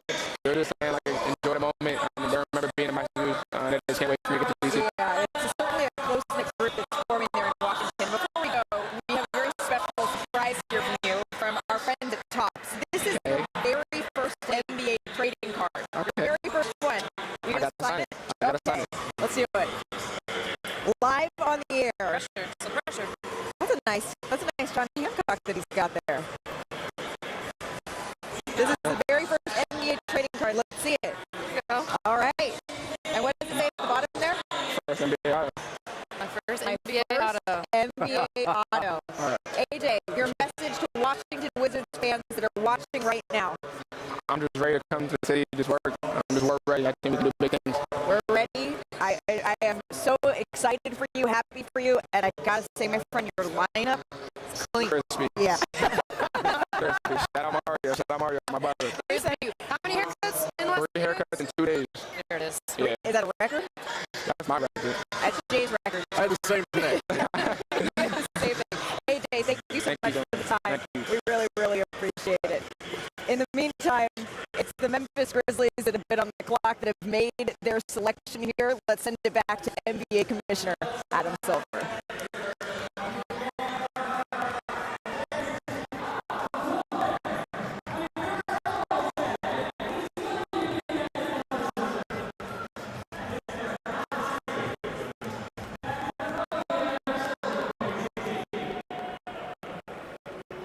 With the 16th pick in the 2026 NBA Draft, the Memphis Grizzlies select Bennett Sturts from the University of Iowa. Bennett Sturts has had such a unique rise to the NBA. He didn't receive any Division I scholarship offers, and now he's the first-round pick. And at Iowa, he led them to the Elite Eight this past year. That's the furthest they have gone in the NCAA tournament in 39 years. All smiles here for his family. And Jay, you called Sturts your top sleeper maybe in this draft. Yeah, he can really shoot it, Malik, and he's excellent in pick-and-roll situations. But that deep range, his footwork, he uses fakes really well, he uses deception. But his decision-making in pick-and-rolls, when he was in a pick-and-roll, he averaged 18 points per game out of those with scoring and assists that he was able to create. You know, there are certainly questions about the defensive profile, but I always thought back, Legs and I were talking about this before the draft started, I always thought back to like Kyle Korver. I remember when Korver came out of Creighton people were questioning his defense. What, he played 15 years in the league? Right. When you can shoot it like Sturs can shoot it, you're going to be okay. With the 17th pick in the 2026 NBA draft, the Oklahoma City Thunder select Ebuka Okori from Stanford University. Wow. Ebuka Okori, the ACC scoring champion out of Stanford. We shared a flight here. He was lovely to chat with. This young man, he is a microwave scorer. Before deciding to go to Stanford, his final college choices were Harvard, Brown, and then, of course, the Cardinal. And originally, he picked Harvard before deciding that he was going to go to Stanford. But Jay, his best game this season, probably February 7th, right when he had 40 points against Georgia Tech. Yeah, 9 freshmen at 40 in a game this year. I've never seen anything quite like that. But Ebuka Okori, he set a freshman record for scoring average in the ACC at 23 a game. And he had 8 30-point games, including that 40-point game you mentioned against Georgia Tech, where he had 7 threes. 7th in the nation in scoring. Another young guard that's got tremendous speed and quickness. He can change pace. It's impossible to stay in front of him. Jay Billis, do. Your best available now as we are just over the halfway point of the first round of this NBA draft. Could one of these young men be next off of the board? We're going to take a quick break. We'll be right back with the Charlotte Hornets on the clock. Introducing Gatorade Lower Sugar. No artificial colors, no artificial flavors, no artificial sweeteners, and 75% less sugar. Gatorade Lower Sugar. Hydrates better than water. When you're driving to the biggest sporting event in the world, how you get there matters. Turo, rent a car, not a rental car. This is the one who makes sparks fly. Getting it done takes the right material, experience, and the right partner. The professional-grade products you need. Call clickgranger.com or stop by. Granger, for the ones who get it done. The investors pulled our funding. What do we do? I'd go tumblers. Like acrobats? No, custom branded tumblers from Custom Ink. Oh, there it is. Oh, our logo. Let's fucking go! Over 10,000 swag options. Ink is more than you think. GLP-1s can quiet food noise. But what will fill the silence? With Noom, your GLP-1s are paired with a personalized plan, so you can lose the weight and keep it off. Get started now for $79. On the ship, you represent His Royal Majesty, and shall dress accordingly. Sorry, is there any leeway on the uniform? Flippy floppies, perhaps? Silence! Think about it. No! Yo, check it out. Another promo from Hard Rock Bet. A Hard Rock Bet promo at the Hard Rock Bet party. That's so meta. No, that's not meta. That's meta. You think this is meta? This isn't meta. That's meta. Hey, what's up, meta? Man, you're so meta. Open the Hard Rock Bet app and see your new promos today. Hey, another promo from Hard Rock Bet. Now that is meta. No, I am meta. I don't even know which one is the real me. You're meta. I'm not even sure what that means anymore. With the 18th pick in the 2026 NBA draft, the Charlotte Hornets select Christian Anderson Jr. from Texas Tech University. Christian Anderson Jr., the Big 12 most improved player this season, and a big part of that, right, was his assists per game. They jumped from 2 to just over 7. Anderson recorded the most assists in a season in Texas Tech history, and he made the second most threes in a season in program history. And Bobby, he doesn't lack confidence because he's the best shooter in this draft, according to himself. He's got some swagger in a good way here. He is part of the German national dual citizenship and played for Team Germany here, 42% from 3. And yes, when I met with him, he said, I am the best shooter in this draft. And now he goes to a Charlotte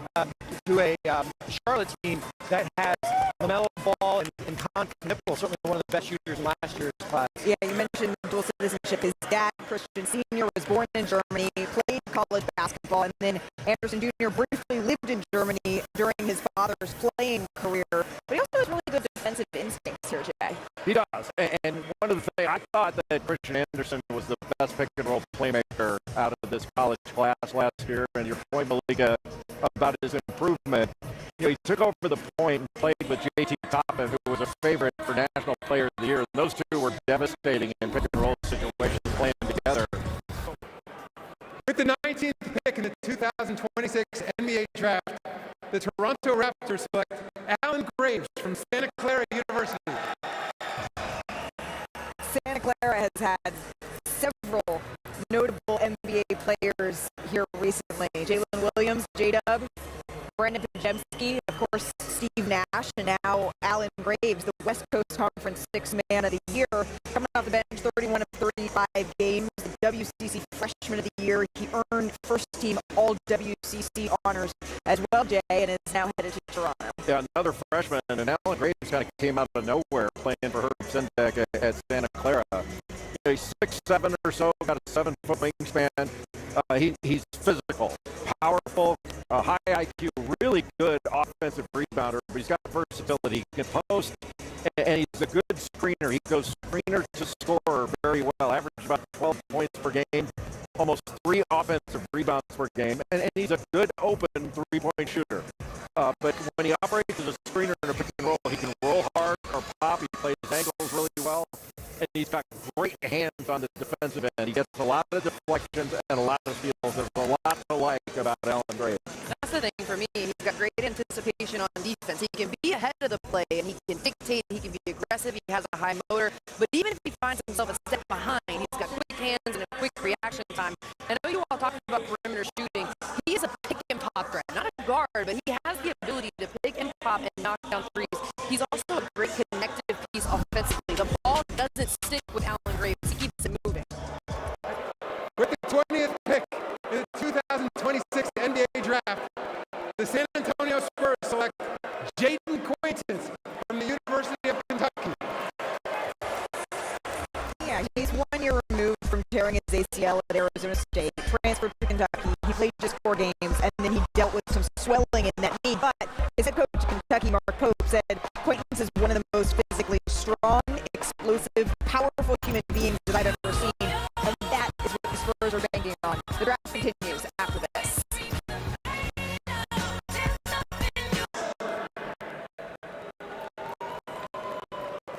With the 21st pick in the 2026 NBA Draft, the Detroit Pistons select Kareem Lopez from Hermosillo, Mexico, and the New Zealand Breakers of the NBL.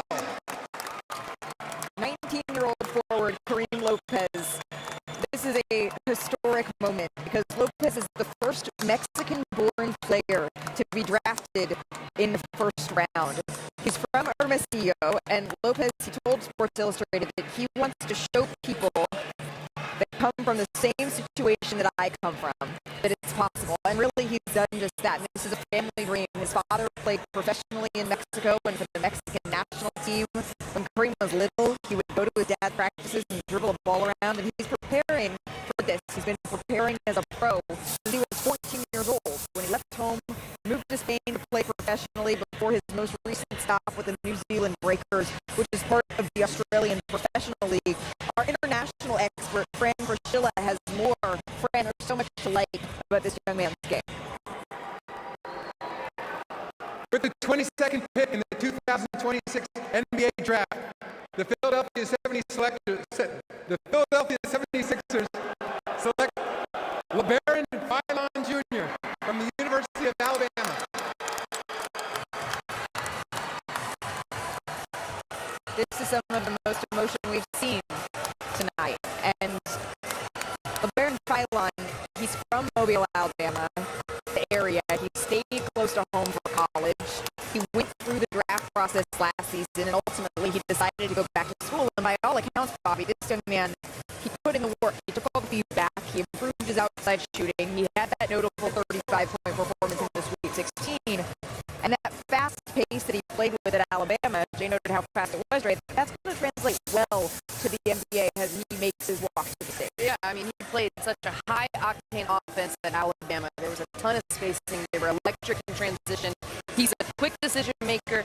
And we talk about his shot improving. He's never had to improve his handles. He has had that from the very beginning. The ball is on a string with LeBaron Philon. And now that he has the more threat of shooting, he can get into the paint. And with going to Philly, think of all the options he has to find around him. He also improved his assist per game this year.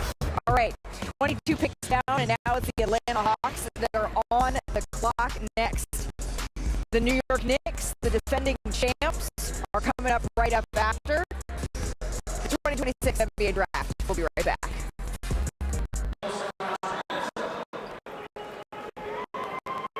With the 23rd pick in the 2026 NBA Draft, the Atlanta Hawks select Zuby Ejiofor from St. John's University. Honey, I have a friend with benefits. What? A friend with benefits. Hey, Doug. Shaq, Keel, O'Neal is your friend with benefits? Yeah, with the Credit One Bank X5 card, you get 5% cash back rewards on gas, groceries, and internet. Benefits. We should have him sign something. I'll sign the router. Wow. Don't sell us on the internet, Doug. It's there. Get the Credit One Bank Platinum X5 Visa signature with 5% cash back rewards on everyday essentials. Credit One Bank. What's ahead? The FIFA World Cup is back, America, so jump on the bandwagon. Hey, Marshawn, hop on, buddy. You know I'm more of a football dude. You can call it that, too? That's good enough for me. I'm home. Take it back up. Do you fancy so inventive? Who cares? Just pick another team. Stay right. Damn it, wrong side! If this ain't winning the FIFA World Cup, I don't know what is. NBA playoffs are here, and it's the best time of year. Playoffs, man, nothing like about to go down, man. I'll have fun with it. We gotta do it together. I gotta do my part. We gotta bring it in. We gotta match it. Come on now. Go. 1 on 3. 1, 2, 3. Wait. 38 minutes together. Let's get this done. Go home. 1 on 3. 1, 2, 3. Wait. I think you got to be a 10 right now. Looks to step back 3 over Gilgis Alexander. One moment at a time. You make the right decision over and over again.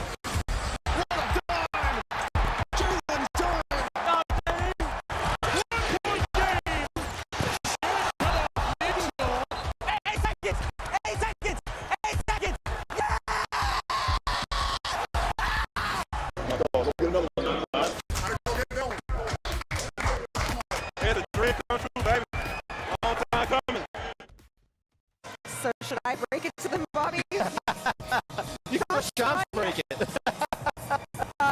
Sean Sharanya is reporting, after all that celebration, that this pick is heading to the Los Angeles Lakers for the number 25 pick. But please, please do not let us stop your celebration here.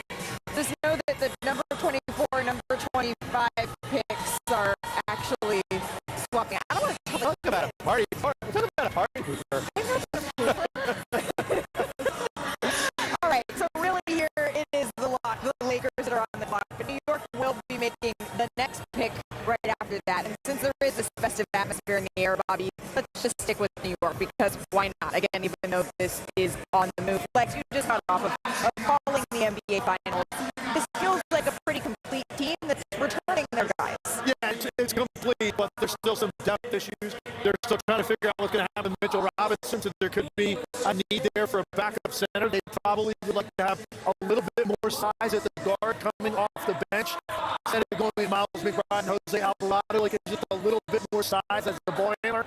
But look, this team found perfect chemistry at the right time. There's not a whole lot to add when you just won an NBA championship. Yeah, you hit it right on the head, depth, right? When I saw Jose Alvarado walking around here, he's got listen, he could be a free agent. He's got a player option in his deal here. And I think when you look at Landry Shamet and Mitchell Robinson, I think when we're looking at New York going back from 24 to 25, I know this is the Lakers pick right now, but Cameron Carr could certainly be a replacement as far as when you're looking at shooting. Well, I'm not so. I don't want to rush to turn the page for the New York Knicks from the championship legs, because it was so special to see a team. We heard Adam Silver say in our pre-draft show, for a team to win their first championship in 53 years, for it to be the New York Knicks, it's just incredible. It's electric. It's electric for the league. That environment, that team, that franchise, a starved fan base. You got it done. The chief of that starved fan base, Spike Lee, on our ABC set, and someone gave him the Larry O'Brien trophy to keep track of. Does he get to That's take it his home? trophy. I'm sure he is. You know what? If Richard Jefferson can order a replica of his 2016 trophy, I feel that Spike Lee gets to order a replica here as well, Jay. Why not? They may not get that one back. He was praying with Stephen A. last year, and those prayers came true. Jay, when you're looking at it again, this pick is headed to the Los Angeles Lakers, but your best the guys that you have your eye on? Well, Cameron Carr, who Bobby just mentioned from Baylor, who's a spectacular athlete, started his career at Tennessee and then went to Baylor and averaged about 19, 20 points a game last year. A player I really like, Chris Jr. from Houston, 6'11", an outstanding rebounder, impactful defender whose offense really started to blossom midway through the season at Houston. And then Malik Thomas at Arkansas, who can really shoot it. I mean, we talked a lot about Darius Acuff Jr., but that guy can shoot it just as well, and he can make a lot of difficult shots and terrific range. So I would say those guys, and Cole Pete from Arizona, who's not necessarily a shooter, but a big, burly, strong rebounder and kind of middle game paint scorer. Well, the pick is in. I know we see the confetti, but again, this is headed to the Los Angeles Lakers. The Knicks will be picking after this. So for the Los Angeles Lakers selection, here's the NBA Commissioner, Adam Silver. With the 24th pick in the 2026 NBA Draft, the New York Knicks select Cameron Carr from Baylor University. The All-Big 12 team selection. He played his first 2 years of college at Tennessee before really coming into his own at Baylor. He had a breakout season after transferring, averaging just under 19 points a game at Baylor. His measurables at the combine, they really skyrocketed his draft stock. Andre, how has he developed? Incredibly. I mean, you talk about the combine, 38-inch standing vertical, that was second best, 42.5 max vertical, that was the best among guards. He also put up 30 points in the combine scrimmage, and I talk about the scoring, but my favorite play, he gets a block on one end and then goes down and gets a transition layup dunk alley-oop on the other end. To me, he's an explosive athlete. He's got speed, bounce, body control. He runs the floor hard in transition, and he also has deep range, which opens up the floor for everything else and the rest of his teammates. He's got a really good-looking stroke from deep. He can go out to 23 to 25 feet, so he's not just an athlete. He's a lob threat. He's a guy that can get out in transition.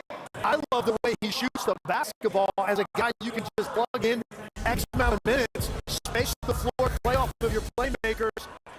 First, we have trades to announce. As part of deals to be finalized later, the Oklahoma City Thunder are acquiring the draft rights to Bennett Sturts, the 16th pick.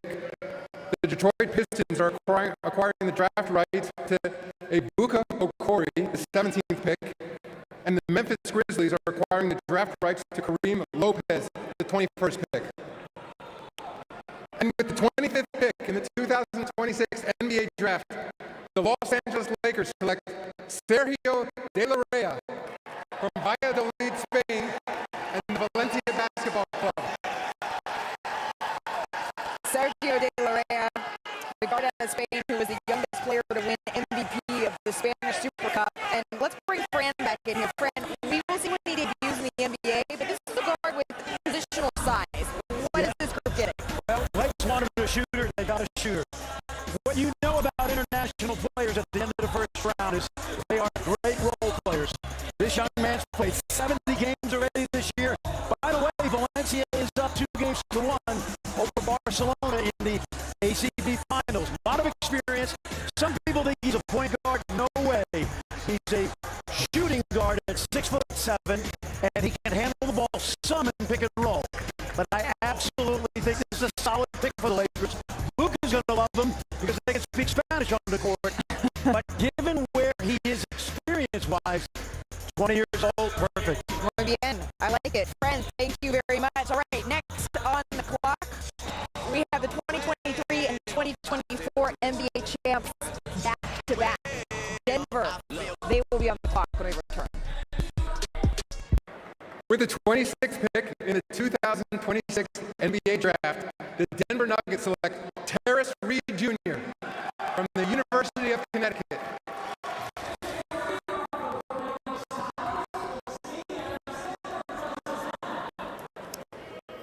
With the 27th pick in the 2026 NBA Draft, the Boston Celtics select Chris Sonek Jr. from the University of Houston. Chris's coach at Houston, Kelvin Sampson, had high praise for the freshman big. He said, quote, he's never had one bad ounce of body language. He's always one of the first ones in the gym and one of the last ones to leave. And wherever he's playing in the NBA, that team is going to be lucky to get him. Well, it's the Boston Celtics that are the lucky beneficiaries here. He studied players like Anthony Davis. He could be a 4 or a 5, although Houston seems to use him as a little bit more of a rebounder than a shot blocker. Jay, how do you see that shaking out in the positionless NBA? I think he's got the potential to work out as a stretch 5 in the NBA. He's almost 6'11", and he's got really long arms. 7'5" wingspan, impacts the game on the glass. Really good defensive rebound. He grabs offensive rebounds too, but he can change and block shots around the rim. He's a very good rim finisher. Shot about 74% at the rim, but he's a great combination of size, length, and athleticism. And he's mobile with his rebound. He just doesn't get the rebounds in his area. He can rebound out of his area, but he's got a high release on his shot. He's got a good mid-range touch that I think can stretch out the three-point range in time. In the last 6 games of the season, playing with Kingston Flemings, Emmanuel Sharp, Milo Suzanne. With the 28th pick in the 2026 NBA Draft, the Minnesota Timberwolves select Joshua Jefferson from Iowa State University. This is always one of my favorite parts of the NBA draft.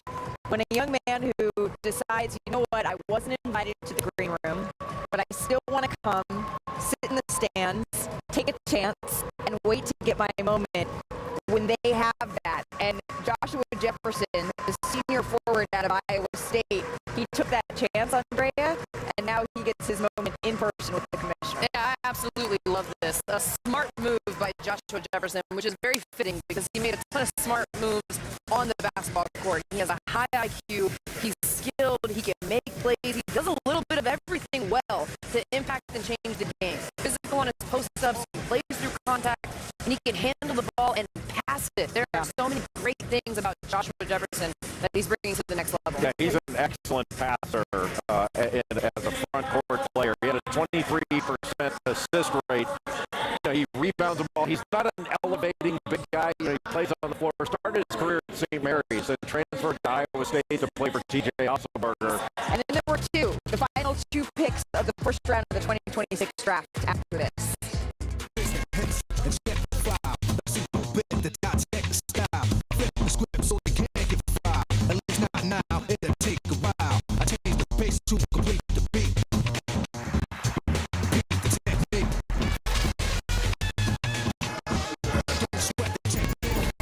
Well, it's been a fun night so far, an evening that started with A.J. Bonza being drafted number 1 overall by the Washington Wizards, and his new teammate welcomed him. He said, hold on, I'm not so sure I'm ready to give up my number 3 jersey to you quite yet. Hey, the commissioner has the pick. The graphics say Cleveland, but our Sean Sharani is reporting that this pick is on its way to Sacramento. So really, this is the Sacramento Kings on the clock. We have another trade to announce. As part of a deal to be finalized later, the Minnesota Timberwolves are trading to the Brooklyn Nets the draft rights to Joshua Jefferson, the 28th pick. And with the 29th pick in the 2026 NBA Draft, the Cleveland Cavaliers select Alex Caravan from the University of Connecticut. With the 30th pick in the 2026 NBA Draft, the Dallas Mavericks select Koa Pete from the University of Arizona. And that concludes the first round. The second round of the draft will begin tomorrow night at 8 p.m. on ESPN. Thank you and good night. We in here! Where are the hardest arenas to play? The altitude in Denver is no joke. Playing in Denver, you're like, New York, welcome to the pressure cooker. The intersection of history, TD Garden, and Boston. Might be the loudest screen I've ever set foot in my entire life.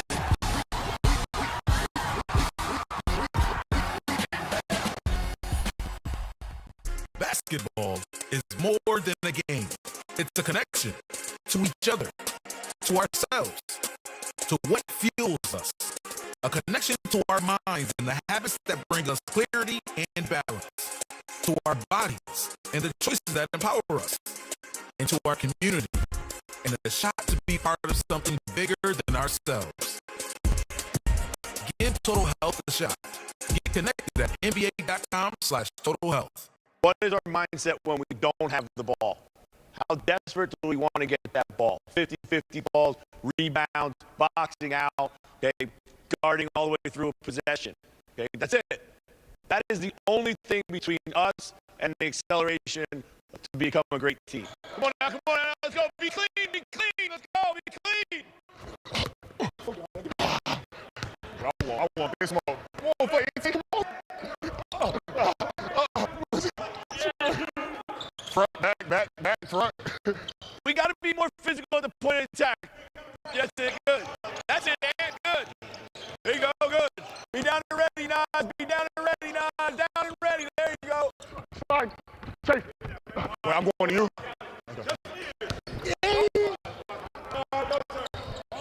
Nice. Good job, good job, good job.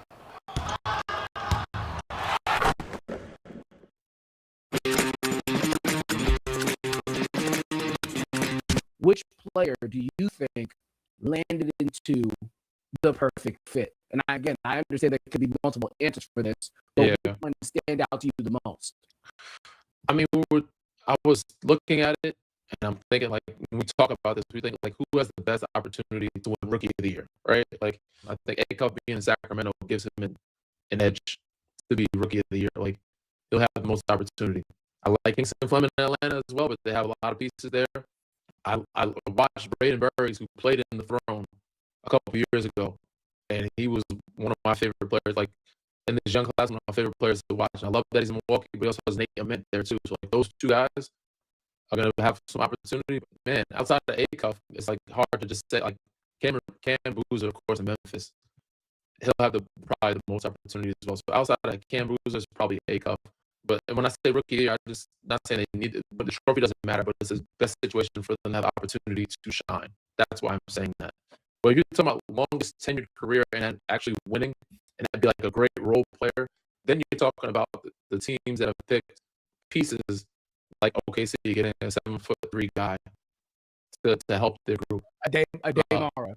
San Antonio getting two bigs to, like, help their group. You know what I'm saying? Like, these are junior acquaintance. Yep. These are good pieces, like, and I feel like these teams that are that are good already and that great at drafting still have not missed. In my these guys are still picking well. You know, they haven't missed yet. Outside of that, Atlanta, I like Kingston Fleming's in Atlanta. I like the situation for him. I think he'll have a good opportunity with some young core there and learn from. I don't know if CJ might be there for the year or not.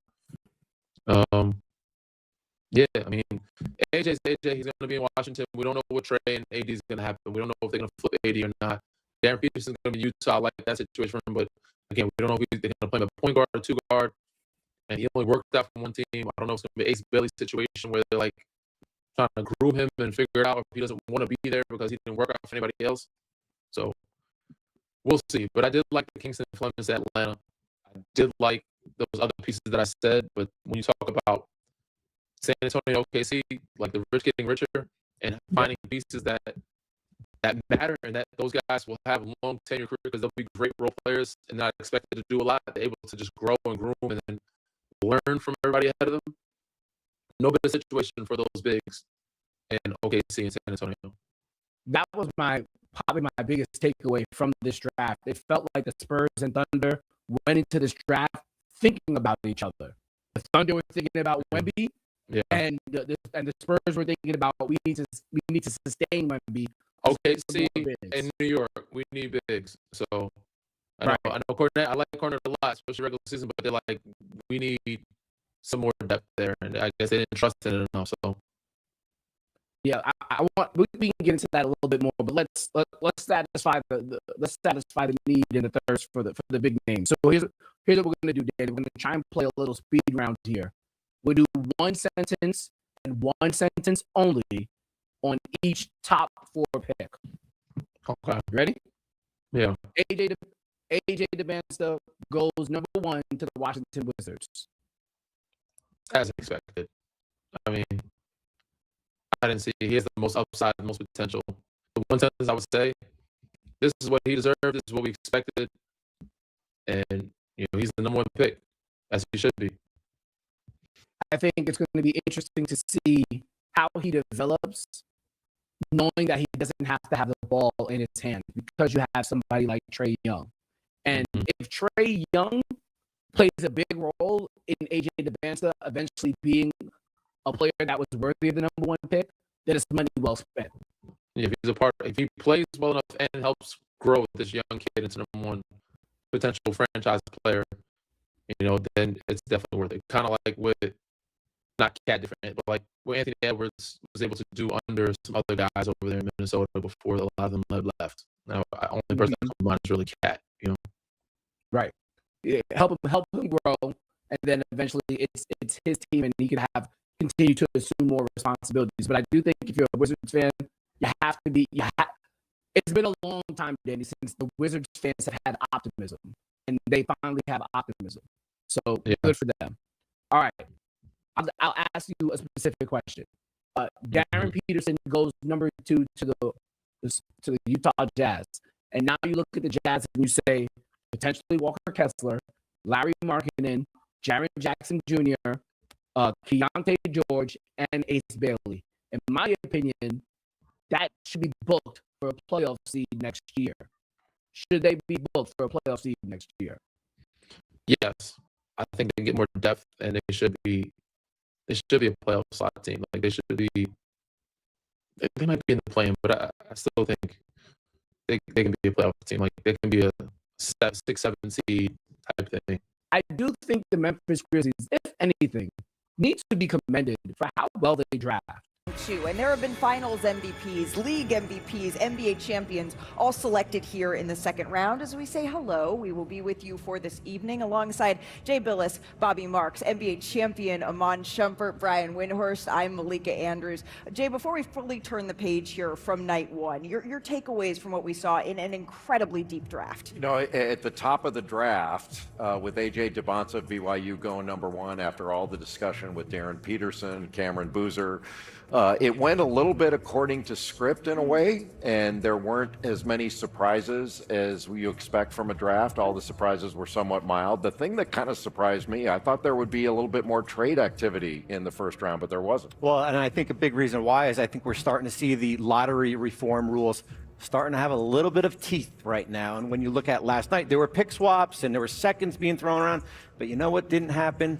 A team trading a first-round pick to get into the teams. And I talked to teams this morning. They're saying the price to get in was a top 5 to even unprotected first. Wow, okay. So we're starting to see, we haven't seen it go through the process yet, but we're starting to see these lottery reform rules.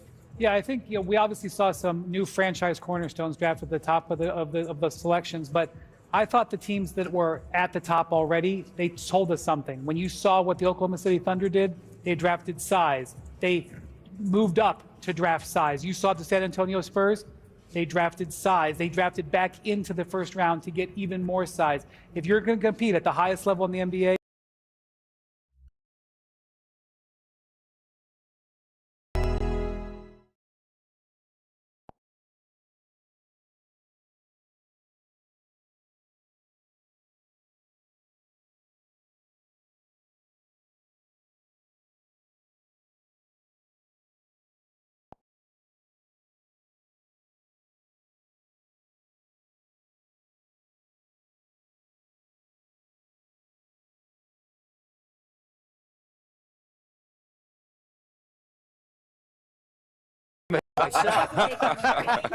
Bobby, please. I was talking about the guards and your excitement there. I want to bring in another member of our team here, Fran Fraschilla, who is more on the guards. Hey, Fran. Mr. Shumpert's exactly right. There were 8 point guards taken between 5 and 22, and some of us think the 22nd pick, LeBaron Philon from Alabama, could be as good as anybody. And if you doubt me, Malika, just ask Tyrese Maxey where he went in the 20 draft. He was 21st, and he's an NBA star with the Sixers. Certainly there is talent that is up and down this draft, but one thing I would never do, Fran, is doubt you. We appreciate the insight. We'll be checking in with you over the course of the night. But of course, the NBA, there's still business to be conducted here. And one team that all of us here have our eye on is the Boston Celtics, because trades, while maybe not as many first-round picks, are still happening, including the trade of Giannis Antetokounmpo, a huge headline this week. He is on his way to the Miami Heat, but that leaves Jaylen Brown still with the Boston Celtics here. And the president of basketball operations in Boston, Brad Stevens, he was asked about where he goes with Jaylen Brown now. Take a listen. This is from last night. We had a couple meetings earlier, end of May, also before he went back overseas a couple days ago or 10 days ago or so. Spent a lot of time, just the two of us sitting down together, and then have been, like every offseason, in regular touch with his agent all the way through the last couple of days. And, obviously with all the rumor mill and all that stuff and name being splashed all over the place, that's not easy, but we certainly wanted to be as proactive and upfront with that as possible. And I thought we had really good, candid conversations.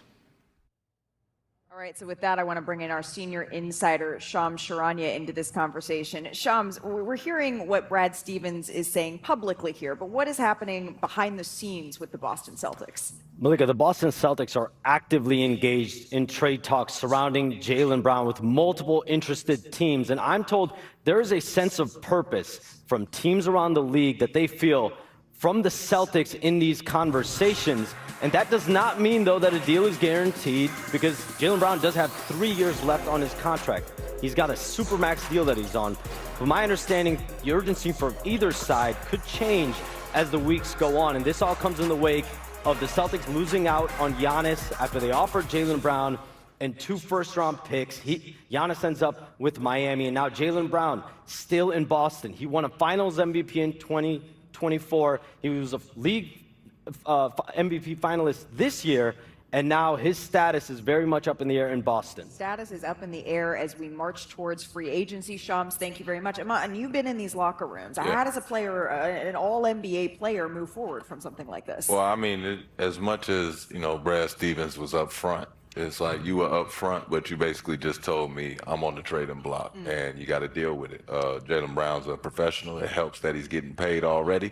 That'll keep a smile on your face. But when you're going into the next season, you're just wondering, is this question mark going to be lingering this whole time? Or are we going to get this done in the summer so that I can focus on getting my team better, or the next journey ahead and getting that team better? It's definitely something that you have to deal with. We don't talk about that mental aspect of the game, but that's hard because you're in no man's land. I know he's overseas right now working out and doing other things, but in the back of your head, you're trying to figure out, what does my future hold? All right, and certainly as he's asking these conversations, the Boston Celtics still have business to conduct here. What's the path forward that's most likely? Well, Brad Stevens said a lot of very nice and respectful things about Jaylen Brown last night, but he never said he wasn't trading him. Exactly. He had an opportunity to do and did not do. The Celtics got into the bidding for Giannis Antetokounmpo, but did not get into a bidding war, which means they knew there was a possibility that they would not be able to execute that trade, which means that they knew that there would potentially be other trades that they would make. And my speculation is they do have another list with other teams that they'll be talking to. And I would believe that there's a very good chance Jaylen Brown is going to be elsewhere to start next season. Well, and the one thing that Shams had mentioned, he's got 3 years left. He doesn't have a player option here. So that is if you're a team out there, that's a controllable contract. And if you're the Boston Celtics, who has title aspirations, this isn't just trading him for draft picks. They went out and tried to get a top 5 player in Giannis here. And you certainly, if they're going to move off him, you're going to want something of significant value. The other thing real quick is what we learned with the Luka trade over 2 years ago. Anything can happen. Right. And any player, maybe except for a couple, can be traded in this league. Well, certainly the ones that have a no trade clause, that tends to come into fruition as well. All right, we are here at the NBA draft, and yes, we will be getting to headlines around the NBA over the course of the night, but this is what it's all about. The center of this is the draft, and I want to say hello for the first time tonight to the newest member of our team on the NBA draft for the first time, Vanessa Richardson. Vanessa, there has been so much talent that has been found here in the second round. Yeah, Malika, if you need proof that guys selected in the second round can make your team better, look no further than reigning Finals MVP Jalen Brunson, drafted 33rd overall in 2018.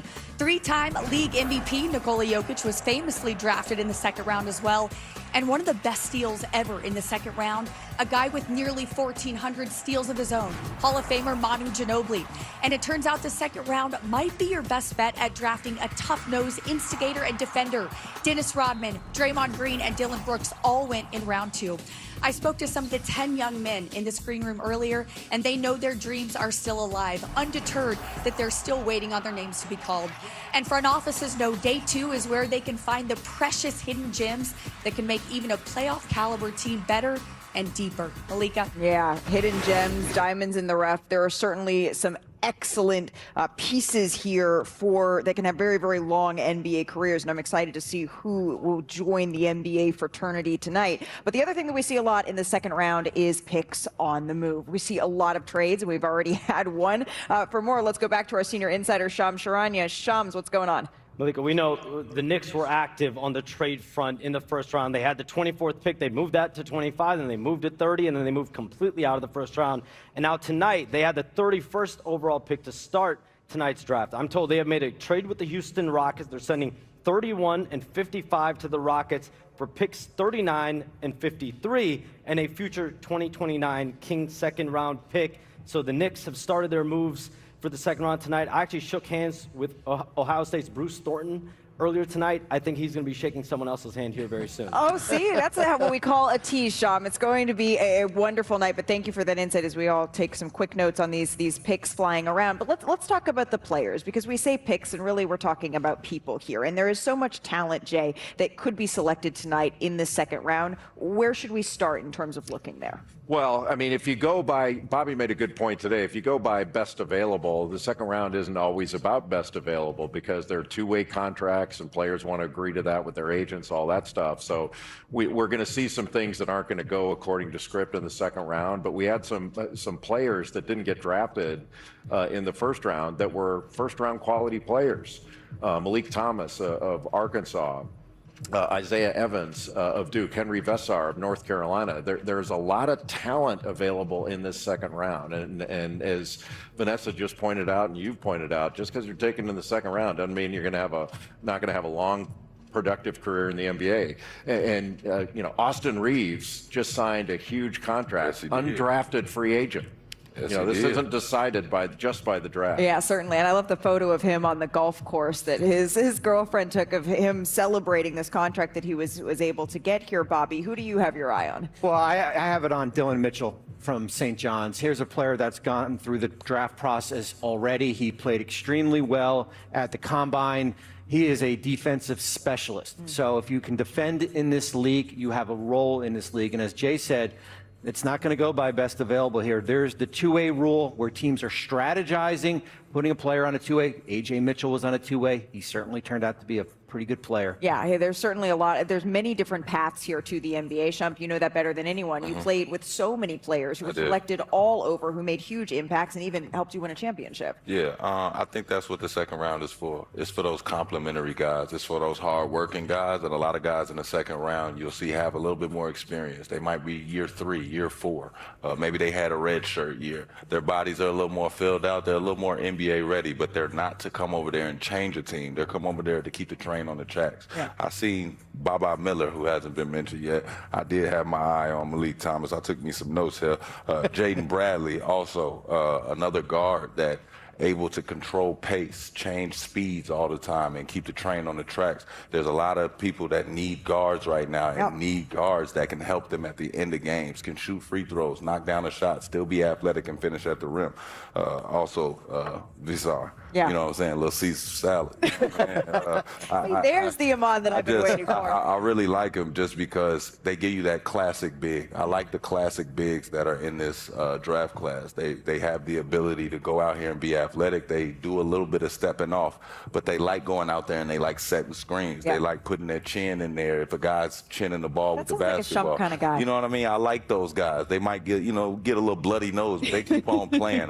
Those guys that rim run, I think those those guys being in the second round can really help out a team and work to their advantage because they usually get to the money quicker. And when we see the Houston Rockets made a trade up, you mentioned the guards. This is a team that needs someone to help organize their offense while they wait for Fred VanVleet to be back and to be healthy. Is that someone that they could maybe have their eye on here, Bob? Well, that's a priority, and I think we saw it a little bit in the playoffs here. Certainly you have Fred VanVleet, and you've got Reed Shepard here, and now you've got a bunch of Aaron Holiday's a free agent here. So they are certainly in need of some guard depth with this roster. Well, with that, it is time to send it over to the podium for the very first time tonight, and NBA Deputy Commissioner Mark Tatum, who will be announcing the selections for the second round.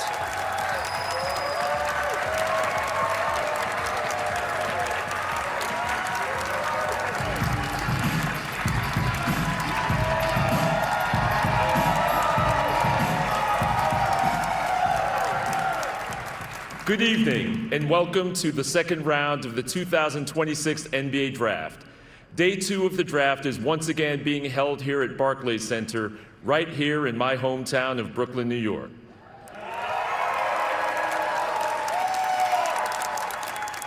Last night, we watched 30 players join the NBA family, and today, we usher in another group of great players from around the world. Thank you to all the players here this evening who've come to see their dreams fulfilled. So let's get the second round started. The 31st pick in the 2026 NBA Draft belongs to the New York Knicks, who have 4 minutes to make their selection.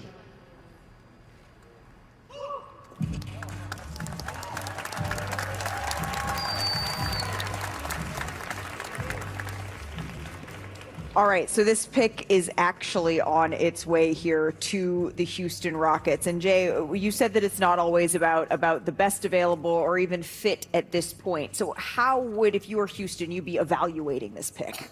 Well, I mean, I do think at the top of the second round, best available is important. But, you know, Bobby had brought up the point about the two-way contracts issue. And, you know, there is some value in being an undrafted free agent. If you don't want to take a two-way and that's going to be part of what is required, then you get to choose where you go. Look, if it's me, I take the two-way. I get my foot in the door. Oh, yeah. You know, you take the two-way, get on a roster and get your foot in the door. But, you know, that's just me. But, you know, we talked about Malik Thomas, a guy who can really shoot the ball. Henry Vesar, who started his career at Arizona and really improved, one of the most improved players in the country this last year, and stretched out his range to be a three-point shooter. He made over 43% of his threes and made over 40 of them last year, which was a big jump for him. In his 2 years at Arizona, he didn't have a double-figure rebound game, and he averaged close to 9 rebounds a game last year. He's one of the best big guys in the country. Well, we're talking about two-ways, and probably people at home are like, what are you talking about? What actually is a two-way contract? It's an extension of your roster. It's basically you have 15 players under contract. It's roster split 16, 17, and 18, 3 per team. A little bit less than what a second-round pick can make, which is 1.4. So you're making about $700,000. I was looking at my notes. When you're picking 31, that's not a two-way. You should be on the roster here. Okay, so this is a breakdown of exactly what you're talking about here, Bobby, the picks that you can make in the second round and what exactly those contracts look like. Correct. We had, in the last 2 years, we had 25 players drafted in the second round that were on two-way contracts. As I mentioned before, one of them, A.J. Mitchell. One of them, A.J. Mitchell, and hugely valuable here. But Brian, let's talk about the Houston Rockets in general here. We saw them have a disappointing maybe first-round exit to the Los Angeles Lakers, but Kevin Durant, he was hurt for the majority of that series. Yeah, they were woefully in need of point guard play throughout the entire season. Right. And they will address that point guard play in the offseason is my speculation. And they're going to begin their offseason by probably addressing the point guard play right now. They move up 8 spots in the draft.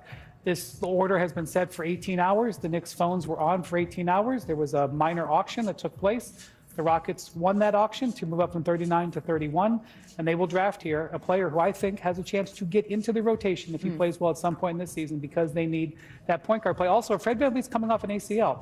He's not going to walk in and start playing 40 minutes. And that happened before the season last year. Do we know where he is at in his recovery at this point? He had recovered well during the season. He was even floating the concept he could come back for the playoffs. Obviously didn't happen, but he will be more than a year off the injury. But I think Houston is a team that is going to make changes to its roster this offseason. It's just the beginning of the Houston tinkering because they're looking around and they're saying, look at the strength in their division, much less the whole Western Conference. Yeah, I think that's a little bit of why we didn't see Kevin Durant come back, because he understands that if he's going to do this, he needs to be all the way healthy. If he's going to make a push and play hurt, we saw what happened when he played hurt in previous time. I can only imagine that he wants to come aboard when he knows that they're ready to make a push. They do have some depth at that point guard spot. And not only just a point guard spot, it has to be a playmaking spot. It doesn't have to exactly be a point guard. We're in the time of positionless basketball right now. We just need somebody that can come in and control tempo, control pace, because a lot of times they look erratic, especially at the end of the shot clock sometimes. I just want Houston to have somebody, when they throw them the ball, they feel like we can all take a deep breath, get to our spots, and we know our guy can get it to them. Well, and really that was the issue for them, was their late game offense throughout the course of the season here, and perhaps they look to address that, as you all mentioned, right now. The pick is in. Again, it says the New York Knicks, but this is going to the Houston Rockets. Here's Deputy Commissioner Mark Taylor. Here we go. With the 31st pick in the 2026 NBA Draft, the New York Knicks select Bruce Thornton from The Ohio State University.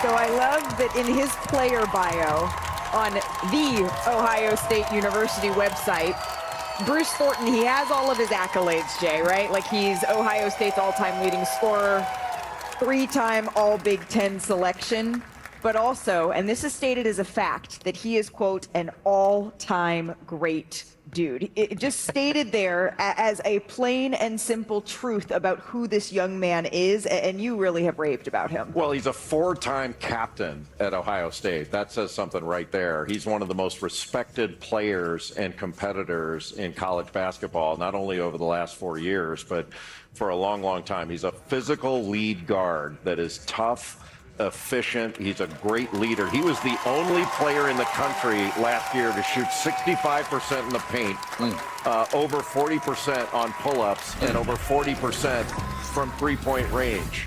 He's just a winner that gets things done. He's another guy. He's 6 feet tall, so he's not a big guard, but he's big and strong, and he can score. You mentioned Malika. He's the all-time leading scorer at Ohio State. And Ohio State's had some great players going all the way back to Jerry Lucas and Clark Kellogg, Herb Williams, you name it, Jimmy Jackson. But he can also defend. But what he really does is lead. He's a very low error rate. He does not turn the ball over. He keeps it. He's a terrific pick here for Houston. Which leads to the all-time great dude, as you mentioned, 4-time captain, the only one in school history, and he is with our Vanessa Richardson. Bruce, congratulations. I saw the emotion on your face as you hugged your family. What was it like to hear your name called? Man, first I wanted to just thank God, yo, because without him, I wouldn't be here. The coaches, my family, everybody that helped me to get to this process, man, I'm just so grateful, man. Like, just to hug my mom, just to say we made it, you know what I'm saying? We finally did it, all the sacrifices, they're definitely worth it, yo. You're Ohio State's all-time leading scorer, but you play really solid defense as well. What impact do you hope to have in the NBA? I'm just trying to be a winner at the end of the day. I'm just trying to win games and just impact winning as much as I possibly can each and every night. I know it's going to be tough, but I'm built for the moment. Congratulations. Thank you. Malika. Vanessa, thank you. Congratulations to the entire Thornton family. Bruce Thornton on his way here to the Houston Rockets. We're going to take a break. He was showing both sets of teeth. NBA Both draft. sets of teeth. There you go, boy. They should. There you go, boy.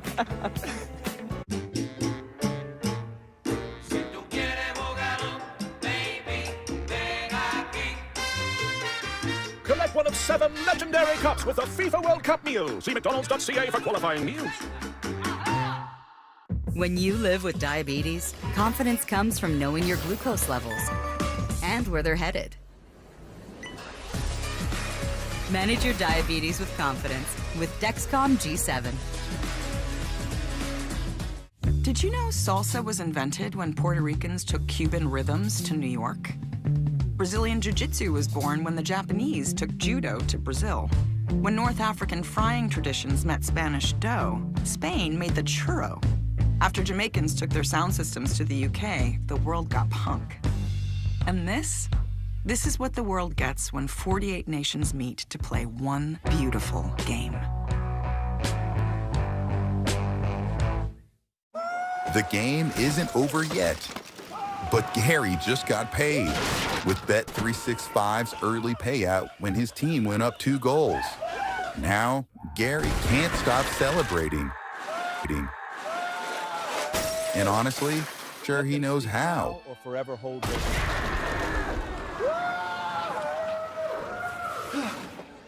Download the Bet365 app and get paid out early when your team goes up 2 goals. Expect more with Clutch cars. Beauty meets performance. It's redefining the definition of what defines a car. What is he doing? Hey, Jim? Yeah? You've got the wrong car. This one failed inspection. Well, we bring one in that is Clutch certified. Okay, let's move it out. Let's go over there.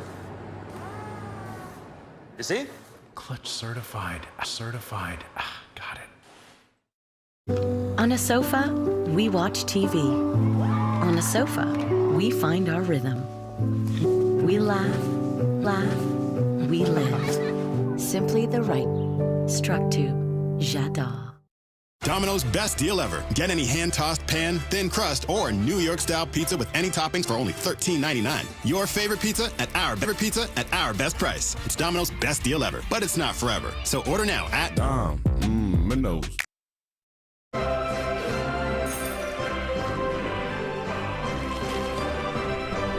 Get 10 crispy, craveable hot wings for just $10.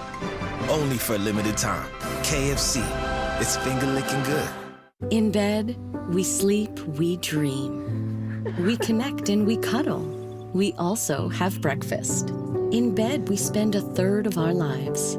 Simply the right choice. Struck to J'adore. Welcome back to the 2026 NBA Draft second round.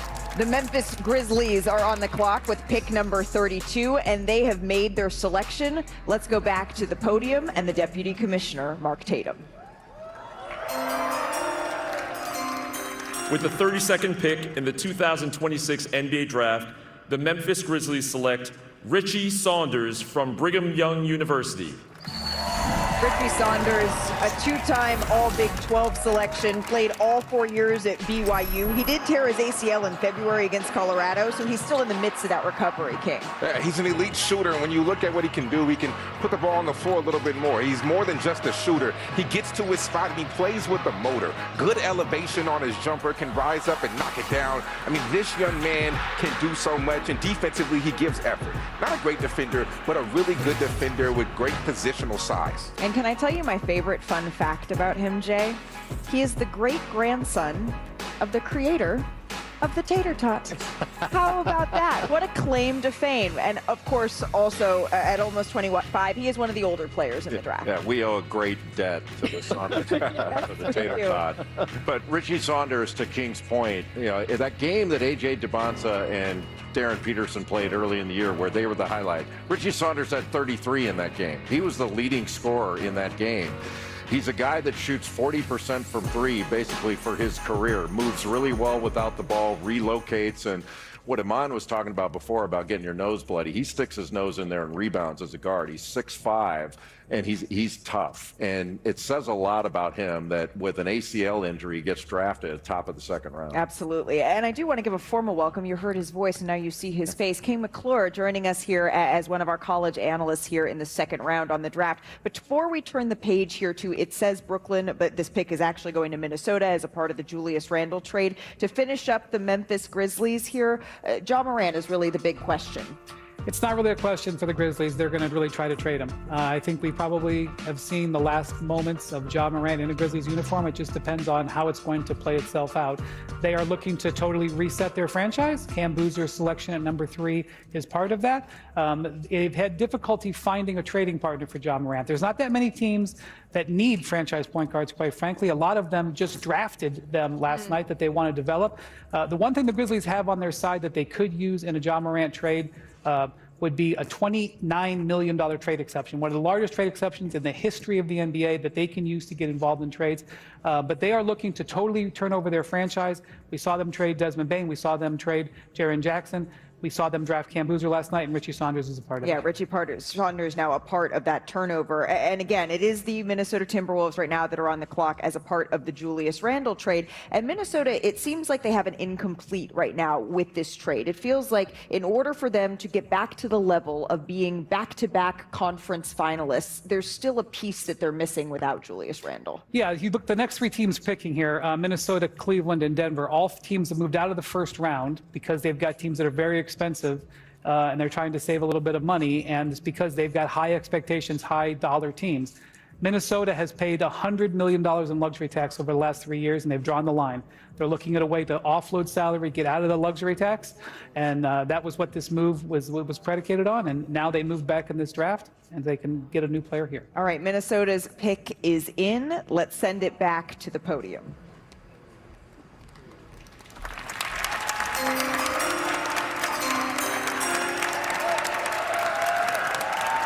With the 33rd pick in the 2026 NBA Draft, the Brooklyn Nets select Isaiah Evans from Duke University.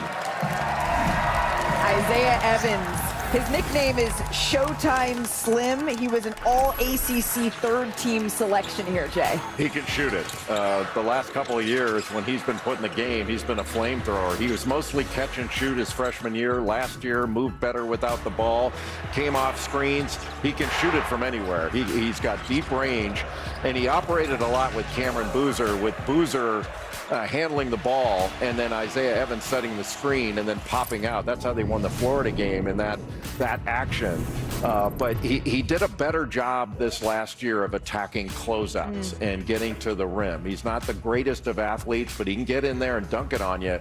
But his shooting is why he's getting drafted here. Look at the game when he played against St. John's in the tournament. I mean, that right there exemplified who I think he can really be. When he catches the ball, like Jay said, his ability to be able to drive those closeouts, get to his spot. He's extremely efficient with his dribbles, doesn't try to do too much. He's a very straight line driver, but I really do love what he brings to the table with his size and his shooting ability and his quick release. Well, and I would say this to him, and he's probably watching this right now. Last night stung, right? You're in the green room and you're the only one there, but now it's time to move forward. And I'm looking at this Minnesota roster right now, and there is certainly a hole there in that backcourt. Yeah. Where he's going to have an opportunity not just to make the roster, but to earn some minutes here. So look ahead. It doesn't matter where you get picked. You're part of the fraternity of this NBA. And here's what I know about Isaiah Evans. He made such a jump from his freshman to his sophomore year. I expect him, taking the leap is what he does, and I expect it to be no different here, taking that leap into And remember, the NBA. Dante DiVincenzo, unfortunately, with the Achilles injury late in the season, they need a volume three-point shooter.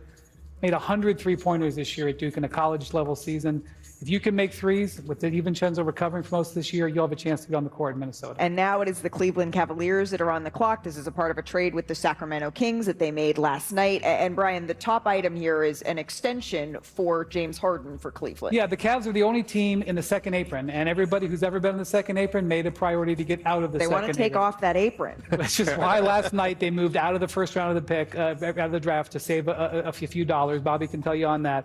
The Cavs are going to try to make a couple of maneuvers this year without hurting their roster. Last year we saw the Celtics get out of the second apron. They had to lose 3 or 4 very key players. The Cavs are trying to do this without having to do that, and they'll start with a new contract for James Harden. And then a new second-round pick that they are adding right now. The pick is in, so let's go back to the podium.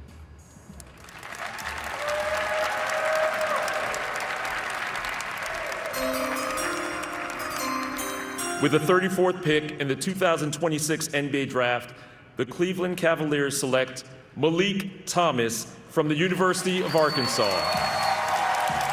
Another Arkansas player on his way to the NBA after Darius Acuff was selected in the first round. And John Calipari says that Malik Thomas reminds him of Rip Hamilton a little bit, a talented scorer. He really doesn't lack confidence. He participated in Chris Paul's camps growing up, and so I reached out to Chris, and Chris told me that he loves to play the game, and he will run through a wall if you told him that he could get some playing time here. He comes from a big family, and now he gets his NBA moment. And Malika, another shooter. Like Malik Thomas can really shoot it, and at times he's conscience free, and I don't mean that in a negative way. Like he thinks he can make every shot, and last year he just about did.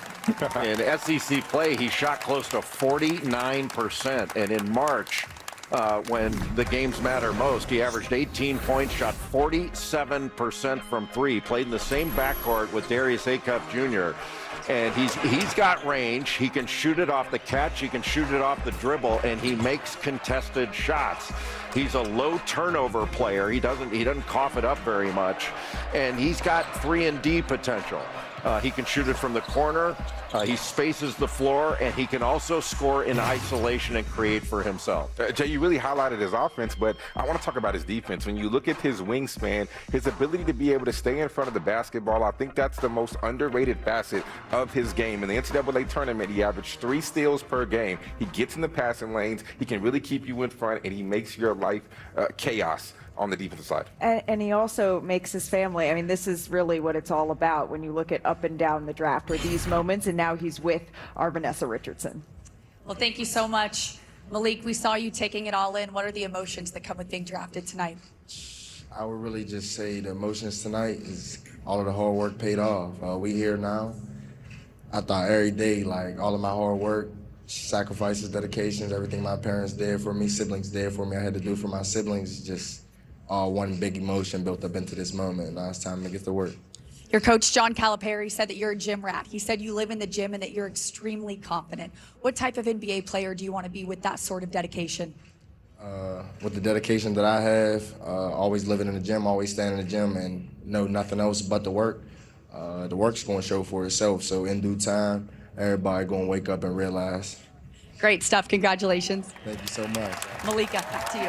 And there is that confidence that we were talking about, already putting the league on notice here. All right, it's the Denver Nuggets that are on the clock next here. And Malik Thomas gets celebrated once again.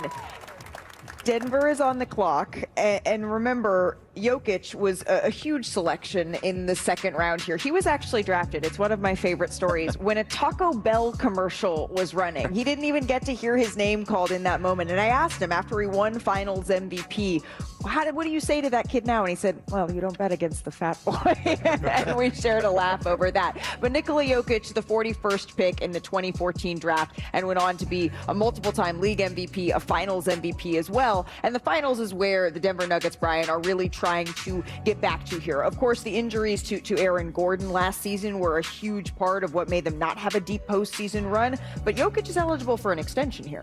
Yeah, that's going to be their number one offseason priority, getting him into an extension. And he's indicated he will likely sign that extension. They're probably under a little bit of payroll pressure, which is something that they're going to try to deal with in the next couple of weeks.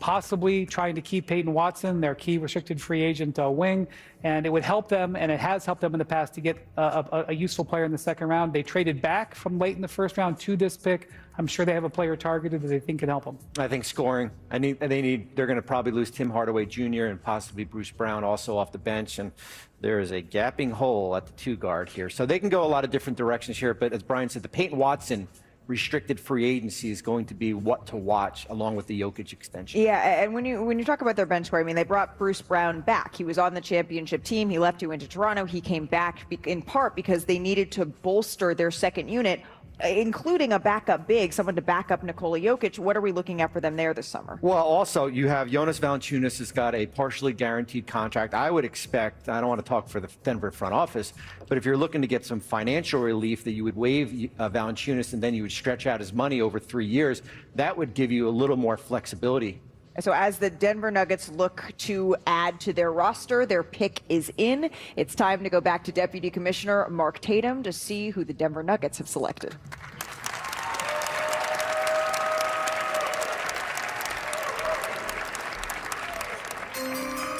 We have a trade to announce. As part of a deal to be finalized later, the Brooklyn Nets are trading to the Minnesota Timberwolves the draft rights to Isaiah Evans, the 33rd pick. With the 35th pick in the 2026 NBA Draft, the Denver Nuggets select Trevin Brazile from the University of Arkansas. Trevin Brazile spent his first year of college at Missouri, the next 4 at Arkansas, and Jay, he is excellent at finishing at the rim. Also, a success on the defensive end. Back-to-back hogs. Woo pig suey. As you mentioned, Trevin Brazil started his career at Missouri. When he transferred to Arkansas playing with Anthony Black, he injured his knee, and that set him back a little bit. But playing for John Calipari, especially last year, he has got NBA-level athleticism. He can run. He's a good cutter, a lob threat, but he also can knock down threes at a high rate. Last year, he was the only Division I player to have over 50 assists, over 50 blocks, and over 50 steals. And he made over 40 threes. Well, and also, he can really slam it home. He made NBA Today's Upper Room with Vince Carter, and if Vince Carter is complimenting one of your dunks, you know it's pretty good. More from the 2026 NBA Draft second round after this.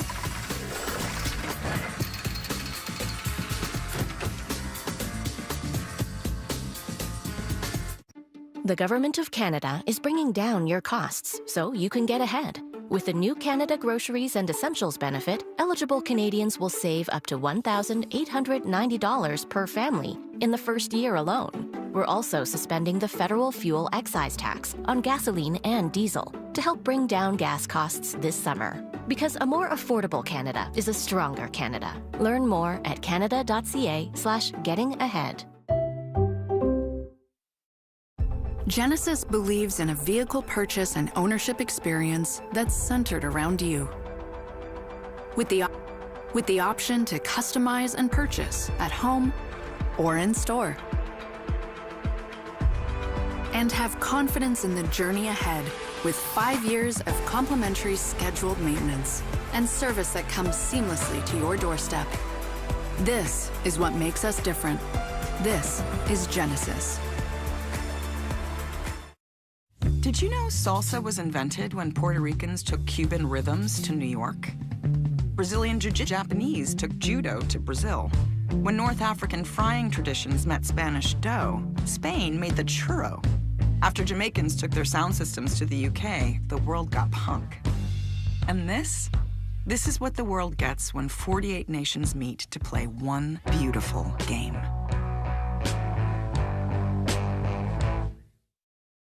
What you doing, Dad? Living the dream. You'll see. Hey, how are ya? Living the dream. Living the dream. Living the dream. Living the dream? That's my life.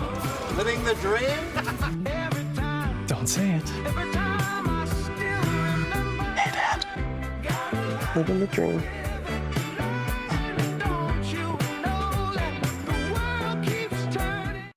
Domino's best deal ever. Get any hand-tossed pan, thin crust, or New York-style pizza with any toppings for only $13.99. Your favorite pizza at our best price. It's Domino's best deal ever, but it's not forever. So order now at Domino's.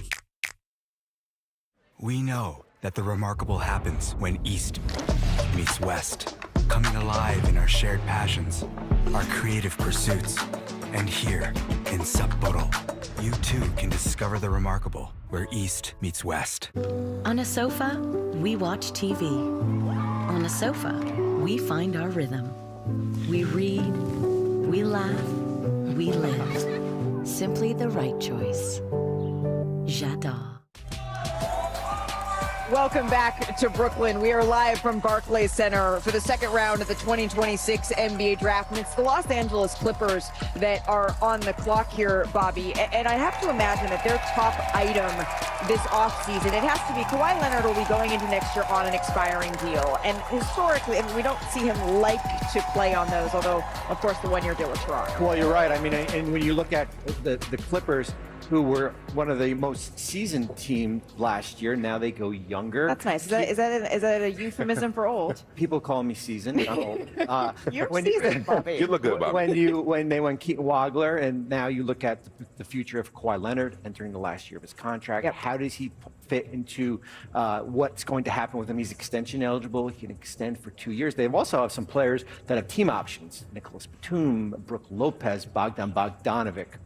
Well, so those are the decisions that the Clippers are going to have to make. But in the more immediate future, it's who are they going to select here? We will have that answer imminently because the deputy commissioner is ready as we head back to the podium.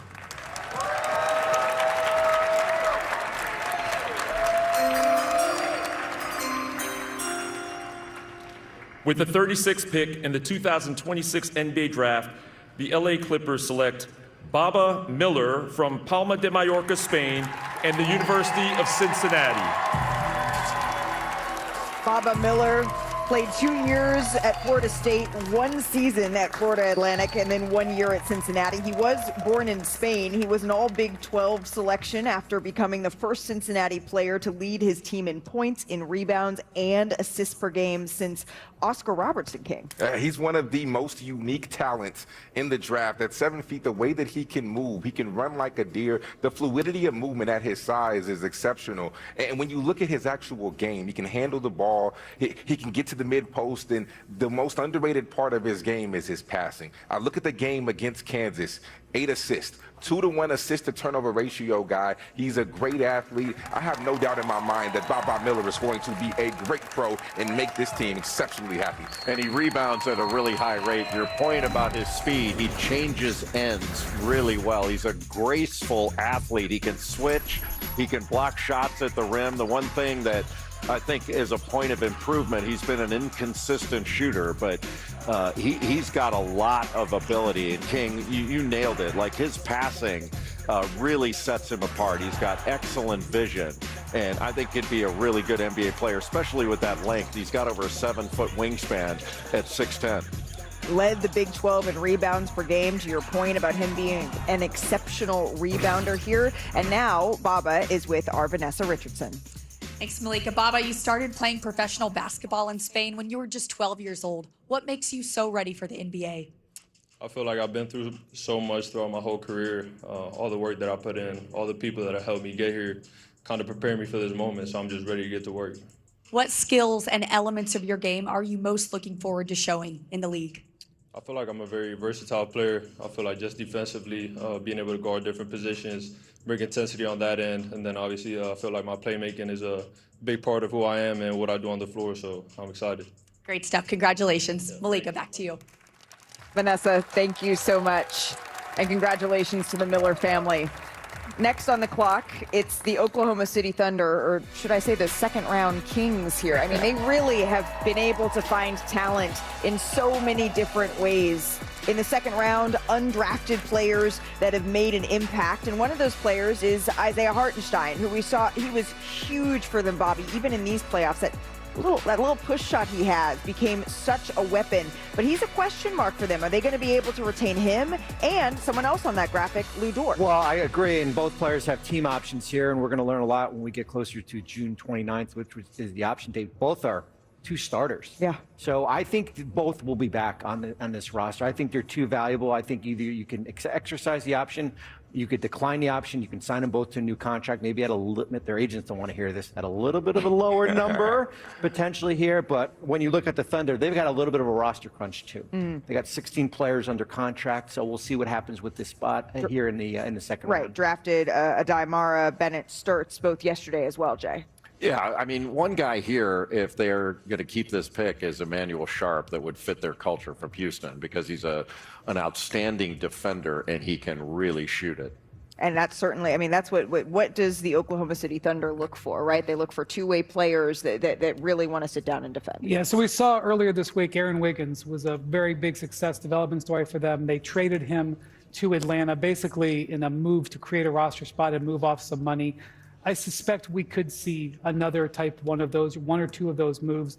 One of the reasons why I think they traded up to get Bennett Sturtz last night out of Iowa was to help replace what they just traded in Wiggins.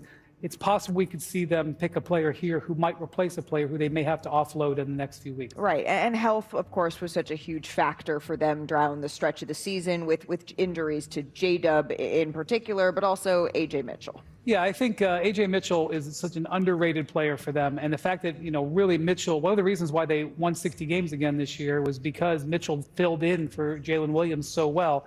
And I think there was a call for the Thunder to make changes after they had the disappointing exit against the Spurs. But the Thunder felt like if they were healthy, they would have been back in the finals. Yes. Yeah, and some of those questions were surrounding players like Chet Holmgren. I just think that sometimes you have a series that maybe isn't as good as you've seen in the past, but those are the sweeping changes we're expecting here. The pick is in.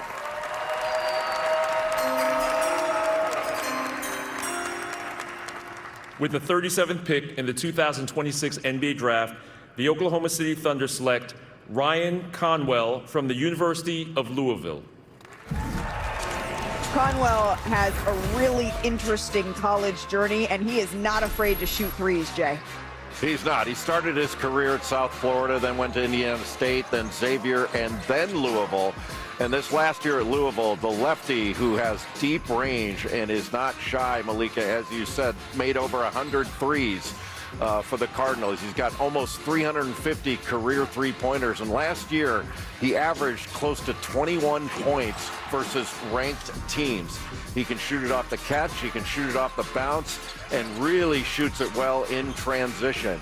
And also an excellent free throw shooter. He's got a big, strong body, and he can play fast. They got up and down the court quickly. What I was the most impressed with him is his ability to be able to be an on-ball defender. I think when you look at what he did at Indiana State versus what he did last year at Louisville, he was able to really sit down and stop the ball at the point of attack. He caused havoc up top, and I think that's where he's grown the most. We know what he can do offensively. Right. He's a bucket getter. He's a tough shot maker. So when you look at what he can do defensively, I think that's where he fits in right now. Defensively is where he can make his impact immediately. And he can fit in Miami, too, because we're hearing that this pick is now on the move. We're going to have more details with our senior insider, Shams Charania. Again, this pick is headed from the Oklahoma City Thunder to the Miami Heat. One of the reasons that I love the draft so very much, it's the joy. It's dreams coming true, and that's what we've gotten to see both last night and today. Also, a new meme was born. Thanks, Dusty May. We'll be right back.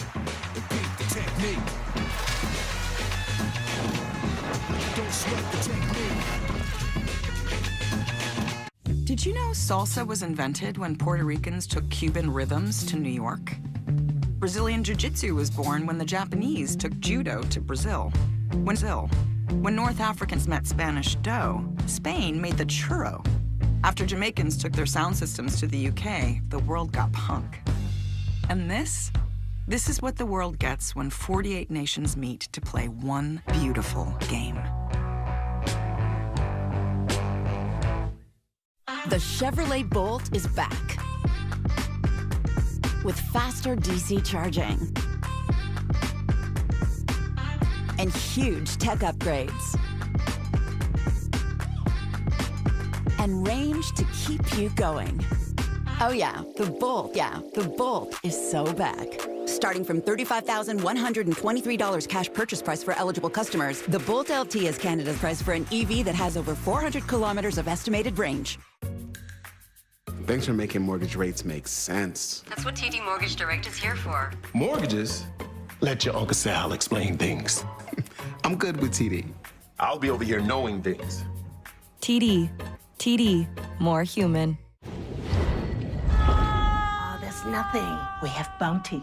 It's 50% more absorbent, so you can use less. And one sheet holds up better while ordinary brands fall apart.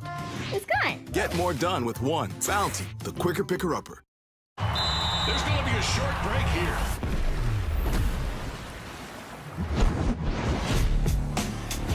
Players are having their last top-up. Dude. The Hillman's Mayo Break. Up your break game. Domino's best deal ever. Get any hand-tossed pan, thin crust, or New York-style pizza with any toppings for only $13.99. Your favorite pizza at our best price. It's Domino's best deal ever, but it's not forever. So order now at Domino's.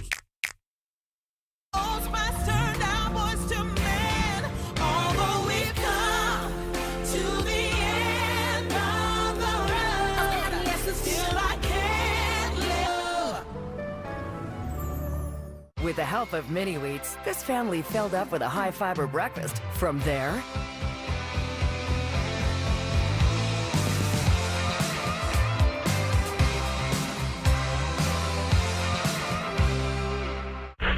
exciting news. Baseball is in Toronto. We were a collection of guys and truly felt Canadian. Who better in that moment than Joe Carter? Touch 'em all, Joe. You'll never hit a bigger home run in your life. We say we got to kill him.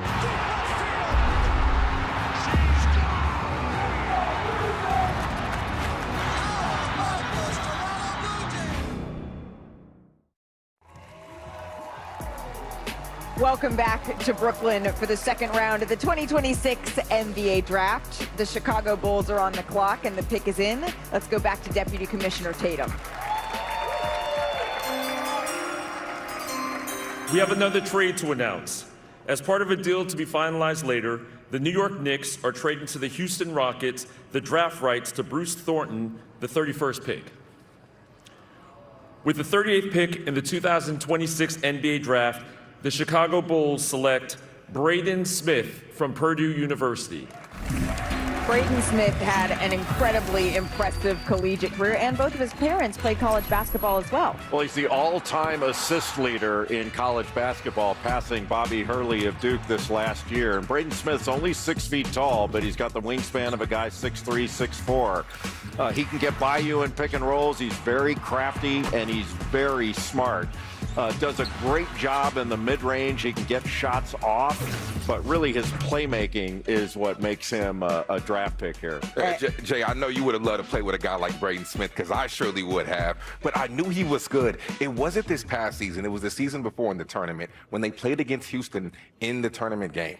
His ability to be able to pick apart a Houston defense. We know that Houston loves to load up. They love to send extra help. But when they blitzed the ball screen, he was able to get rid of it, pick on the tag, and get it to the opposite corner. I was like, oh, this boy is good. He is legit. So that right there shows me that he is NBA ready to be able to make plays from day one. Yeah, and certainly that's something that is always at a premium here. But Bobby, before I get to you, this pick is already on the move. He said, I'm trying to set you up here. Let's go back to our senior insider, Shams Charania, because we've had 2 picks move around recently. Shams, what more can you tell us? Yeah, Chicago has traded Braden Smith at 38 to the Indiana Pacers. This involves a current player, a player going to his second season next year. Cam Jones, future pick swaps, and cash going to Chicago. Braden Smith going to Indiana at 38. There's also another trade at 37.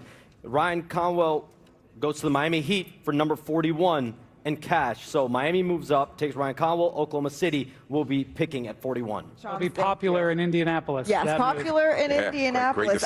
Bobby, you said that this was a good move here for the Miami Heat. I agree. When you look at the Giannis trade, I do agree. I am agreeing with myself. Hey, we need some coffee up here soon. When you look at the Giannis trade, they have hard capped themselves at the first apron. They have 5 roster spots available, basically $18 million to fill 5 roster spots. You get a player on a $1.3 million contract. He can help you out with your depth. I met him in Santa Barbara when I went out and interviewed him. I talked with the people at P2 who do all the athletic testing. They compared his numbers to Anthony Edwards. Oh, wow, that's quite a comparison. High-level athleticism here, and he'll fill certainly a void in that Miami bench here, especially at the 2 guard. Yeah, Miami is looking to certainly fill out their roster after that huge trade here.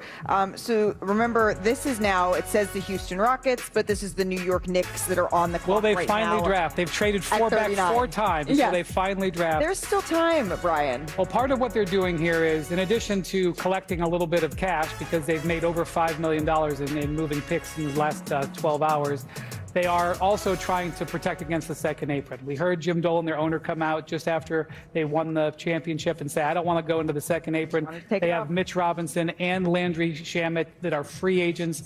They have some maneuvering to do here. And this maneuver, going back in the draft, will save them money. And this is a team that has gone on the razor's edge of the second apron several times, but they have been expert staying out of it. They're working. I know it seems like they're just backing up, but they're actually working very hard. But isn't there a difference in the second apron when you're keeping your own players?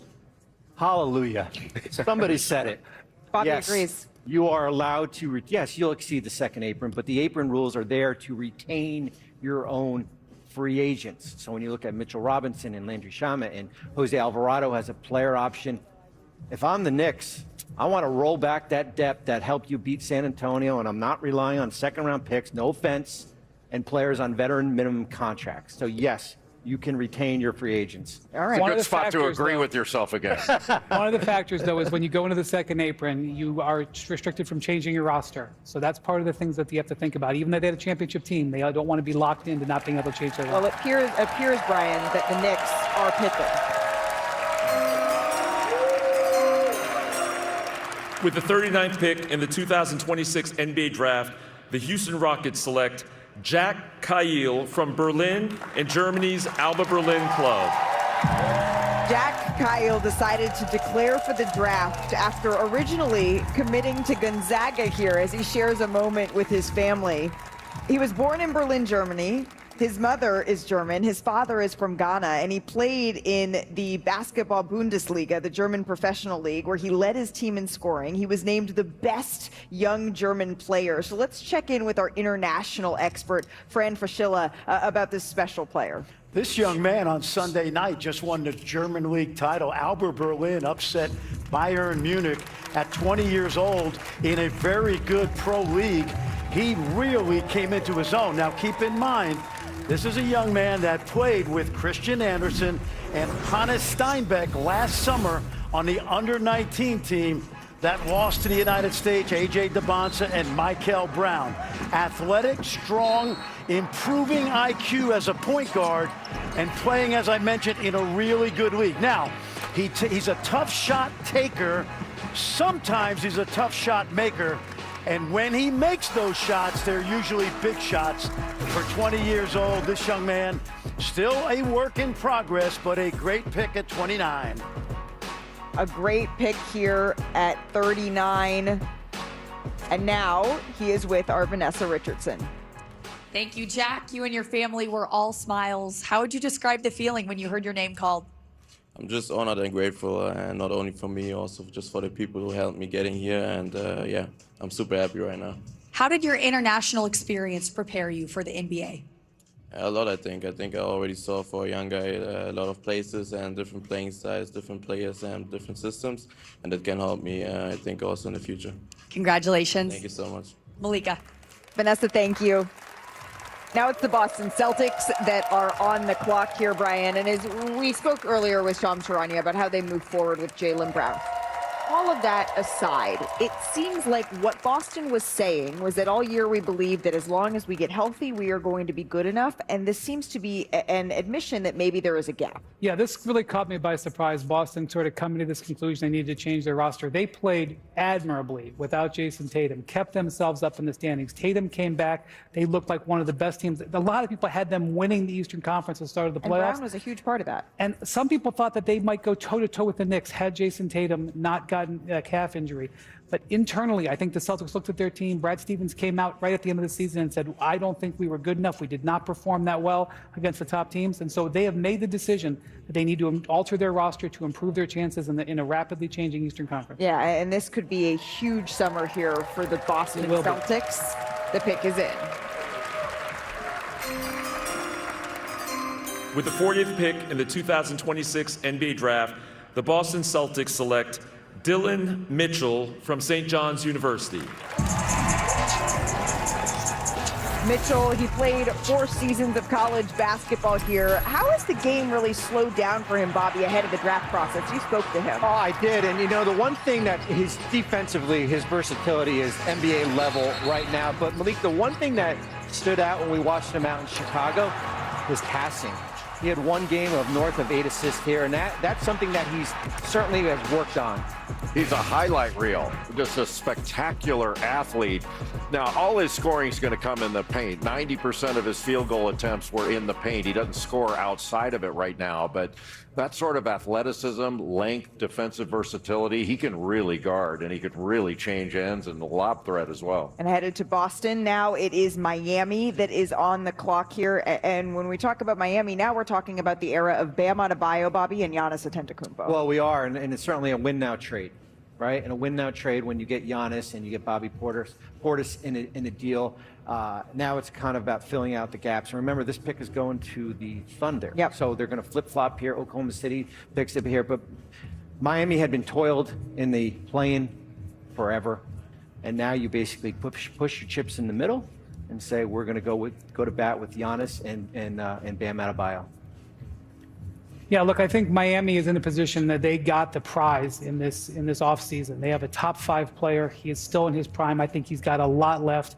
Their team is probably going to need 2 transaction cycles. We need to probably see this summer and maybe the trade deadline. Is that what, I mean, 2 transaction cycles, does it feel like it's a win? This team right now is a win now team? It still feels like they're a move away. I think they're going to be an elite defensive team instantaneously as soon as they get on the court. I don't think that their team will be built out because they're going to be restricted to how much they traded for them. But the Heat have done this before. The Heat took themselves down to 2 players under contract in 2010, built their team back up, and made the next 4 finals. The mechanisms to do that are a little tougher in this day and age, but Andy Ellisberg, Pat Riley, Adam Simon, Eric Spoelstra, their development staff, these are the same people that did it 15 years ago. I believe they'll do it again. It's just going to take them some time. Well, in an elite level scouting department, Max Strus, Gabe Vincent, players that they have kind of found undrafted here, they'll be able to go out and we're gonna, probably in December, we're going to be like, where'd that guy come from? Right. That's what Miami does. Well, it's what Miami does. It's what Oklahoma City, where this pick is actually going, does. It's both of what these scouting departments do. So again, this pick is headed to the Oklahoma City Thunder, and the pick is in. Let's go back to the podium.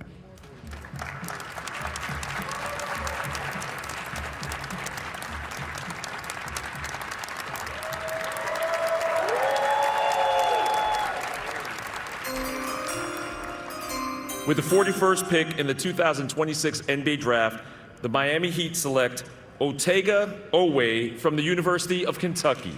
Otega Oweh, I mean, his highest scoring game of his college career came in the round of 64 at this year's NCAA tournament. Who could forget that 35 points he had against Santa Clara? You know, when you look at Otega Oweh, this pick is going to OKC. He fits perfectly. You talk about a guy who can be the next Lou Dort. He has an NBA-ready frame. He can really get after you defensively and make you uncomfortable. Offensively, he's not a great shooter. He's an improved shooter. He's gotten better over the course of his career, but he's still not a great shooter. However, downhill force. When he drives the ball, gets to the rim, he puts pressure on your defense, draws a lot of fouls. I think this is perfect because of what he can do on the defensive side. And he comes from an athletic family. His brother plays for the Washington Commanders here. Somewhere Tim Legler is very happy about this selection and this family's success. We're going to take a quick break here, but coming up, the Western Conference champs, the San Antonio Spurs, are on the clock. No matter how you play your game, sometimes the best play is a pause. So you can choose how you want to play. Take a pause and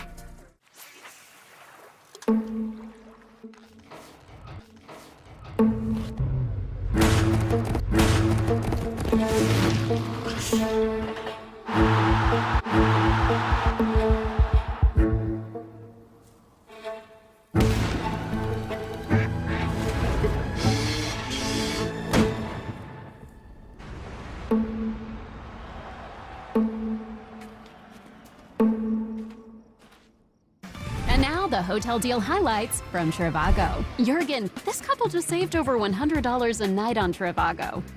They got their tactics right. Let's see it again. This hotel normally costs $310 a night, and boom, $200. Trivago just makes it look easy. World class. Score your own deal on Trivago when you compare hotel prices and save up to 35%. That's what winning looks like. Hotel Trivago. We are the first team in history to win back-to-back-to-back promotions. Nobody in their wildest dreams expected us to go back-to-back-to-back. What world are we living in here? Wrexham is definitely back to being the underdog. We are now